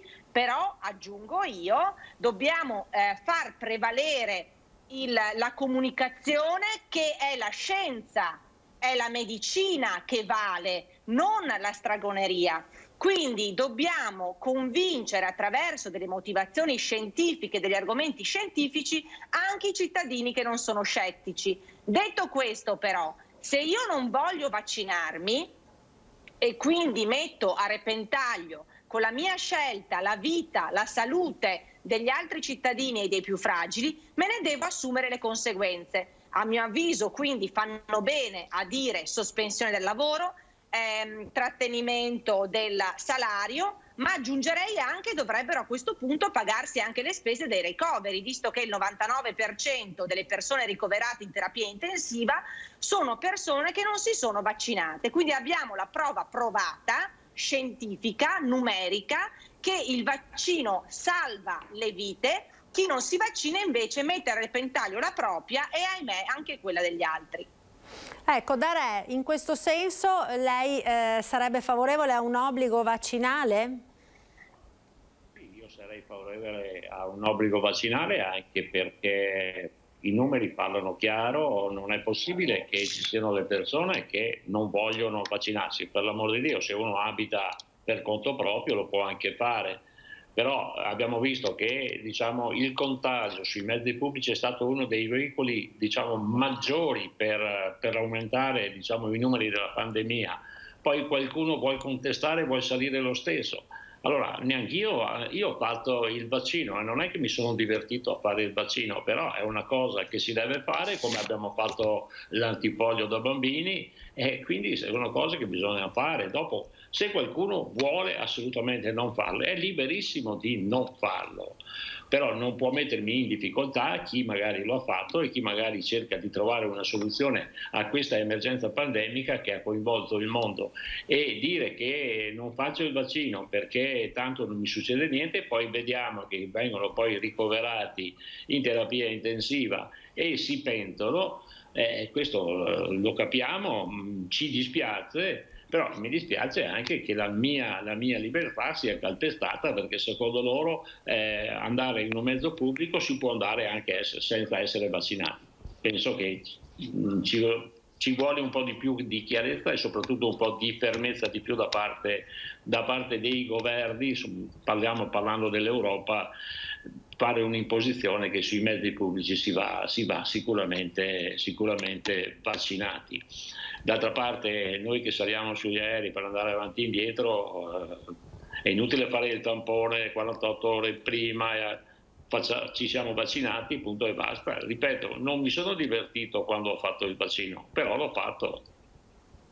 Ecco, Darè, per quanto riguarda, al di là ovviamente dell'interruzione di pubblico servizio, che è un reato, quindi su questo proprio non si discute, per quanto riguarda invece le lamentele che si stanno registrando appunto in numerose città anche della nostra regione per le manifestazioni che comunque sono autorizzate in questo caso e con delle sedi scelte anche dagli stessi sindaci delle città, che però mettono come dire, a disagio molte attività commerciali, molti ristoratori che il sabato pomeriggio, visto che è stato scelto da queste persone il sabato pomeriggio per manifestare, lo sappiamo, insomma è la giornata nella quale si registrano maggiori flussi di lavoro e maggiori incassi.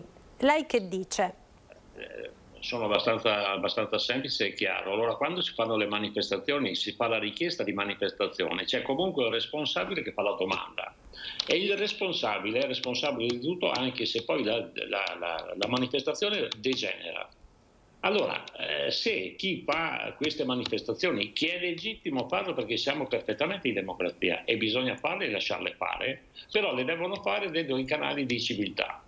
Quando si va oltre questi canali deve intervenire la prefettura con le forze dell'ordine e mettere ordine a chi magari il disordine lo vuole creare, anche perché i disagi sugli esercenti, i pubblici, chi ha bar, ristoranti e quant'altro, è tutelato dall'ingresso all'interno del proprio locale grazie al Green Pass, perché questo lo tutela, perché se ci fosse una contaminazione all'interno del locale, poi quel locale sarebbe chiuso in quarantena per oltre un mese.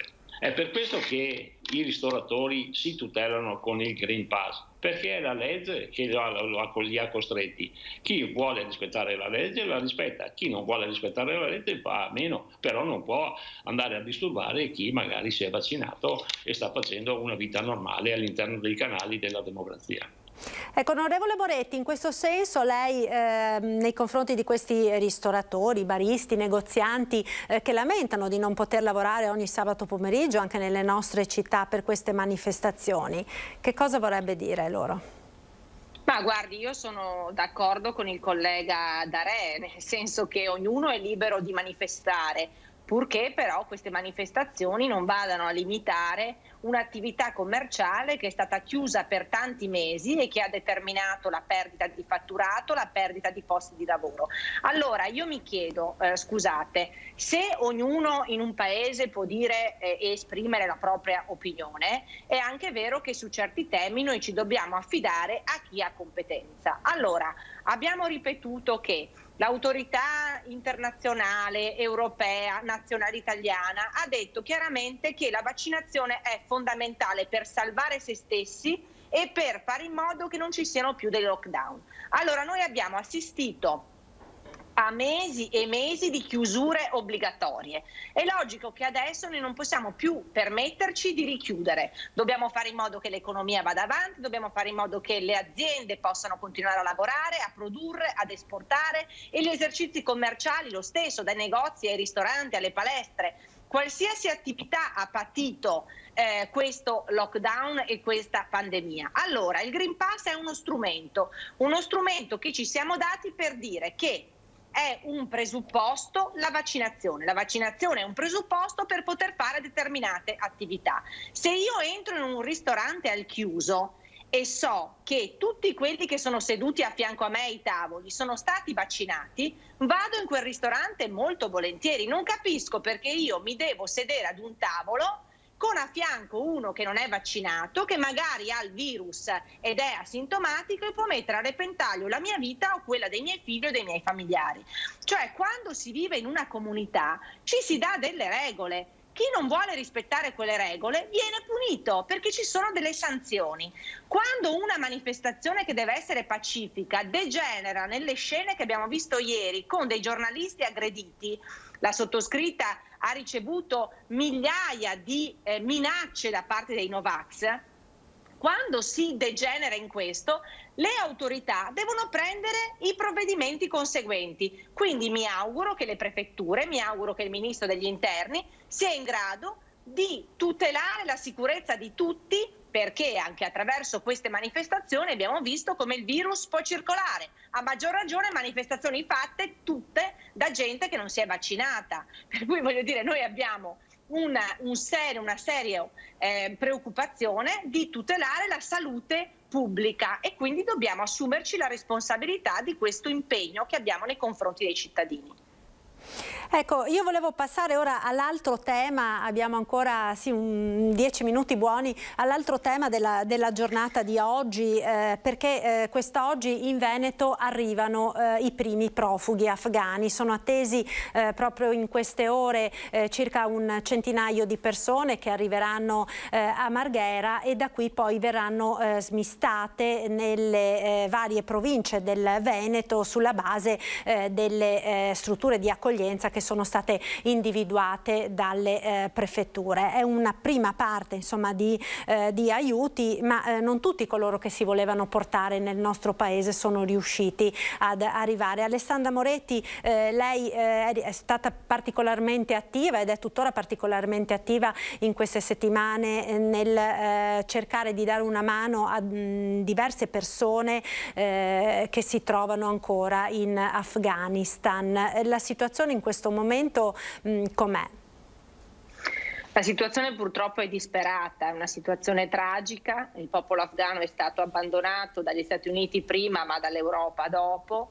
Abbiamo fatto come Italia, il nostro team della difesa degli esteri ha fatto un lavoro straordinario con i nostri eserciti militari presenti fino all'ultimo per cercare, attraverso delle roccambolesche avventure, vi assicuro, di salvare il più possibile tantissime persone. 2 ore fa sono stati portati in salvo 3 bambini rimasti orfani purtroppo durante il tentativo dei genitori di raggiungere l'aeroporto, e quindi i nostri militari vanno solo che ringraziati. Certo è che la nostra angoscia rispetto alle 5.000 persone portate in salvo dall'Italia, la nostra angoscia è per chi resta.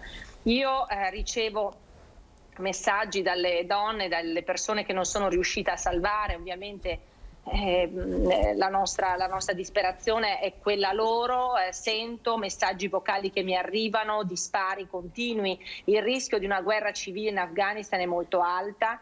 C'è ovviamente diciamo l'autorità talebani che, come vi ho detto tante volte, vanno casa per casa con le liste di proscrizione di persone che devono essere uccise e appunto giustiziate, e poi c'è l'ISIS evidentemente, che è ancora peggiore, che è ancora più fanatico. Cosa possiamo fare? Noi come parlamentari europei, l'abbiamo detto, dobbiamo fare in modo che l'Europa diventi più forte anche, guardate, rispetto Stati Uniti, rispetto Cina, rispetto a Russia. L'Europa deve guidare un processo nuovo un'Europa che si doti per esempio di un esercito, che cambi la sua politica estera, che mette in piedi di una regia per la difesa comune europea. Cioè io mi vergogno sinceramente della dipartita degli americani così veloce e poi a seguire di quella diciamo degli europei. Cioè noi abbiamo tradito quel popolo, perché per 20 anni gli abbiamo illusi che ci poteva essere un Afghanistan diverso, un Afghanistan democratico, e alla fine abbiamo investito svariati miliardi di euro e siamo arrivati addirittura ad armare i talebani. Cioè oggi i talebani hanno un esercito che può, diciamo, vantare una serie di strumenti messi lì dalle forze americane e dalle forze europee. Cioè mi chiedo davvero quale tipo di riflessione possiamo fare su questo e che tipo poi di scelte dobbiamo insieme portare avanti. Ha fatto bene Draghi a dire che il G20 dovrà riguardare la drammatica situazione che l'Afghanistan oggi sta vivendo, e purtroppo non è l'unico paese. Penso alla Siria, penso alla Libia, penso all'Iran. Cioè il disastro commesso dall'Occidente nei confronti di questi paesi purtroppo era scritto, e si continua a ripetere gli stessi errori. Ecco, Darei, in questo senso quindi che riflessioni è necessario fare di fronte a questa situazione drammatica? Delle riflessioni. Allora, l'Afghanistan è stato invaso dall'Unione Sovietica, poi con l'arrivo di Gorbaciov se ne va, ma ricordiamoci che gli americani avevano poi armato i talebani contro i russi, perché per questioni di politica internazionale. La politica internazionale si è susseguita con una serie di errori da parte degli americani, naturalmente anche degli europei e soprattutto della NATO, che sono legati a doppio filo. Adesso arriviamo alla conclusione finale, in cui per 20 anni siamo stati in Afghanistan, abbiamo armato, abbiamo cercato di costruire un esercito che si è consegnato ai talebani. Allora, se a un certo punto devo dare ragione anche al Presidente degli Stati Uniti, che ha detto: chi non è in grado di difendere il proprio paese, ognuno chi causa il suo mal piange se stesso, ed è quello che è successo, perché sono state date le armi, abbiamo armato un esercito afghano che si è consegnato ai talebani il giorno successivo della dipartita dei primi contingenti. Allora, se l'Afghanistan vuol dire ISIS o vuol dire talebani, è inutile che ci prendiamo tante cose. Salviamo quei profughi che sono in pericolo perché hanno collaborato con le forze militari. Io parlo degli italiani, ma poi per il resto ognuno deve anche arrangiarsi. Non è che possiamo farsi carico della Libia, della Siria, dell'Afghanistan. Mi dispiace, non la penso come la mia collega Alessandra, però purtroppo bisogna tirare delle conclusioni. Se si sono consegnati ai talebani è perché evidentemente l'Afghanistan è così. L'Afghanistan è così, e allora cosa dovevano fare? Salvare cosa? Tutti gli afghani da chi? Da cosa? Con il pericolo che ci siano tra questi che arrivano in Occidente dei potenziali terroristi, e lo sappiamo perché non lo diciamo noi, ma lo dicono i servizi segreti dei vari stati, delle varie nazioni. Allora, vogliamo portarci il terrorismo in casa? Bene, andiamo avanti, perché questa è la strada giusta. Ecco, quelli che stanno arrivando oggi, però, Darei, i numeri, insomma, parlano di famiglie con bambini. Quelle sono persone che vanno salvate perché erano dei collaboratori delle nostre forze, delle nostre diciamo, forze militari. Ma per il resto non è che possiamo andare in Afghanistan e fare il ponte aereo e portare qua tutti. Moretti. Ma guardi, io comprendo tutte le argomentazioni, questi sono argomenti estremamente complessi, estremamente difficili, però io credo che l'errore più grande l'abbia fatto l'America e l'Europa, e quindi l'Occidente, dando la possibilità a questi pazzi di avere con sé delle armi potentissime. E nello stesso tempo noi abbiamo creato purtroppo un tradimento talmente grande che potrà sì, ahimè, generare anche forme di attentati terroristici. Il mio augurio, e concludo molto brevemente, il mio augurio è quello che noi riusciamo ad accogliere ovviamente le persone che arrivano qui, perché come diceva Darè, sono tutte persone che hanno collaborato con i nostri governi e che quindi di fatto noi conosciamo. Poi però noi non possiamo lasciare sole queste persone, dobbiamo ottenere purtroppo dai talebani una safe zone, un'area, una zona dove comunque ci sia un controllo sui diritti, cioè noi non possiamo non controllare che i diritti di alcune minoranze religiose, delle donne, delle ragazze che devono andare a scuola, dei medici o delle ONG che continuano a fare il loro mestiere lì, non possiamo abbandonarli. E l'Europa, ripeto, deve cambiare politica sulle migrazioni. Noi dobbiamo creare dei ponti, dobbiamo creare dei corridoi umanitari per accogliere in Europa, tra tutti i 27 però, che ovviamente questo è difficile perché ci sono dei paesi diversi che invece non vogliono accogliere e distribuire i compiti e la responsabilità. Dobbiamo accogliere le persone che scappano perché magari rischiano di essere ammazzate. Altro tema è quello ovviamente del terrorismo, ma scusate, l'intelligence americana con gli strumenti che ha sempre avuto e che è riuscita a sventare un atto terroristico anche ieri, in tutto questo che cosa farà? Ecco, io mi chiedo se noi non dobbiamo presidiare quei territori anche per evitare degli attacchi terroristici in Europa da parte di folli e di personalità così incontrollabili. Ecco, Darè, dobbiamo continuare a presidiare questi territori? Ma secondo me l'Afghanistan deve... allora, l'esercito afghano ha dato le armi ai talebani. Vuol dire che l'esercito afghano e i talebani sono effettivamente la stessa cosa. Perché così è successo. I talebani hanno le armi che hanno lasciato gli americani all'esercito afghano. L'esercito afghano si è unito ai talebani. Di cosa stiamo parlando? Ma non vediamo ancora queste cose. Lo hanno detto gli americani, ma lo dicono le stesse forze militari che sono rientrate. Allora o ci nascondiamo come gli struzzi con la testa sotto la sabbia e continuiamo a dire portiamo casa tutti, salviamo questi, salviamo quelli. Allora questi si devono salvare da soli a questo punto. Dopo 20 anni in cui l'Occidente ha dato aiuti umanitari, ha dato armi, ha fatto gli istruttori. Quanti militari sono morti in Afghanistan? Anche degli italiani. Ricordo che non è che puoi fermare il terrorismo. Gli americani hanno avuto 13 morti l'altro giorno.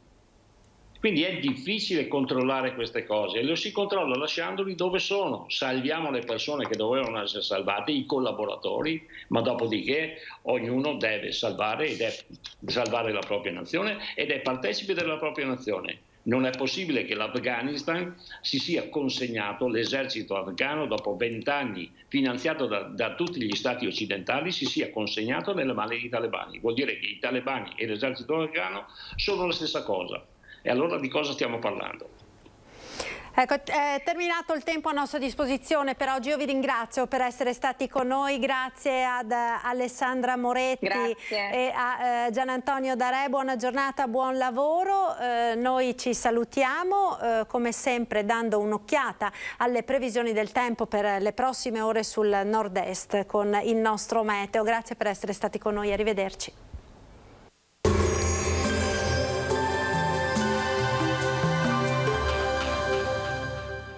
Miro Servizi, ecologia e soluzioni per l'ambiente, dal 1992 al vostro servizio. Bentrovati al meteo. Ultimo giorno del mese con un tempo localmente variabile a causa di una vasta area di bassa pressione posizionata sull'Europa centrale che influenzerà le condizioni meteo in parte anche sul nostro territorio. Vediamo la situazione nel dettaglio. Sul Veneto la grafica di martedì 31 agosto evidenzia schiarite più significative sulla pianura, alternate ad annuvolamenti irregolari. Dal pomeriggio sarà possibile qualche temporale in montagna, fenomeni che potrebbero raggiungere anche le pianure limitrofe, ma con una probabilità complessivamente medio-bassa. Temperature stazionarie o in lieve calo, minime tra 12 e 16 gradi, valori massimi compresi invece tra i 23 e i 27 gradi. Ci spostiamo ora sul Friuli Venezia Giulia, dove avremo la stessa situazione con qualche acquazzone nelle ore pomeridiane sui rilievi, altrove invece sarà più asciutto. Temperature minime tra 12 e 17 gradi, massime sui 24-26 gradi. Infine diamo uno sguardo alla situazione del Trentino Alto Adige. Sarà buono al mattino, a seguire anche in questo caso non si escludono dei rovesci a carattere sparso. Temperature minime intorno ai 13-15 gradi, massime sui 26 all'incirca. Dal meteo di Antena 3 per ora è tutto. Grazie per l'attenzione, arrivederci al prossimo aggiornamento.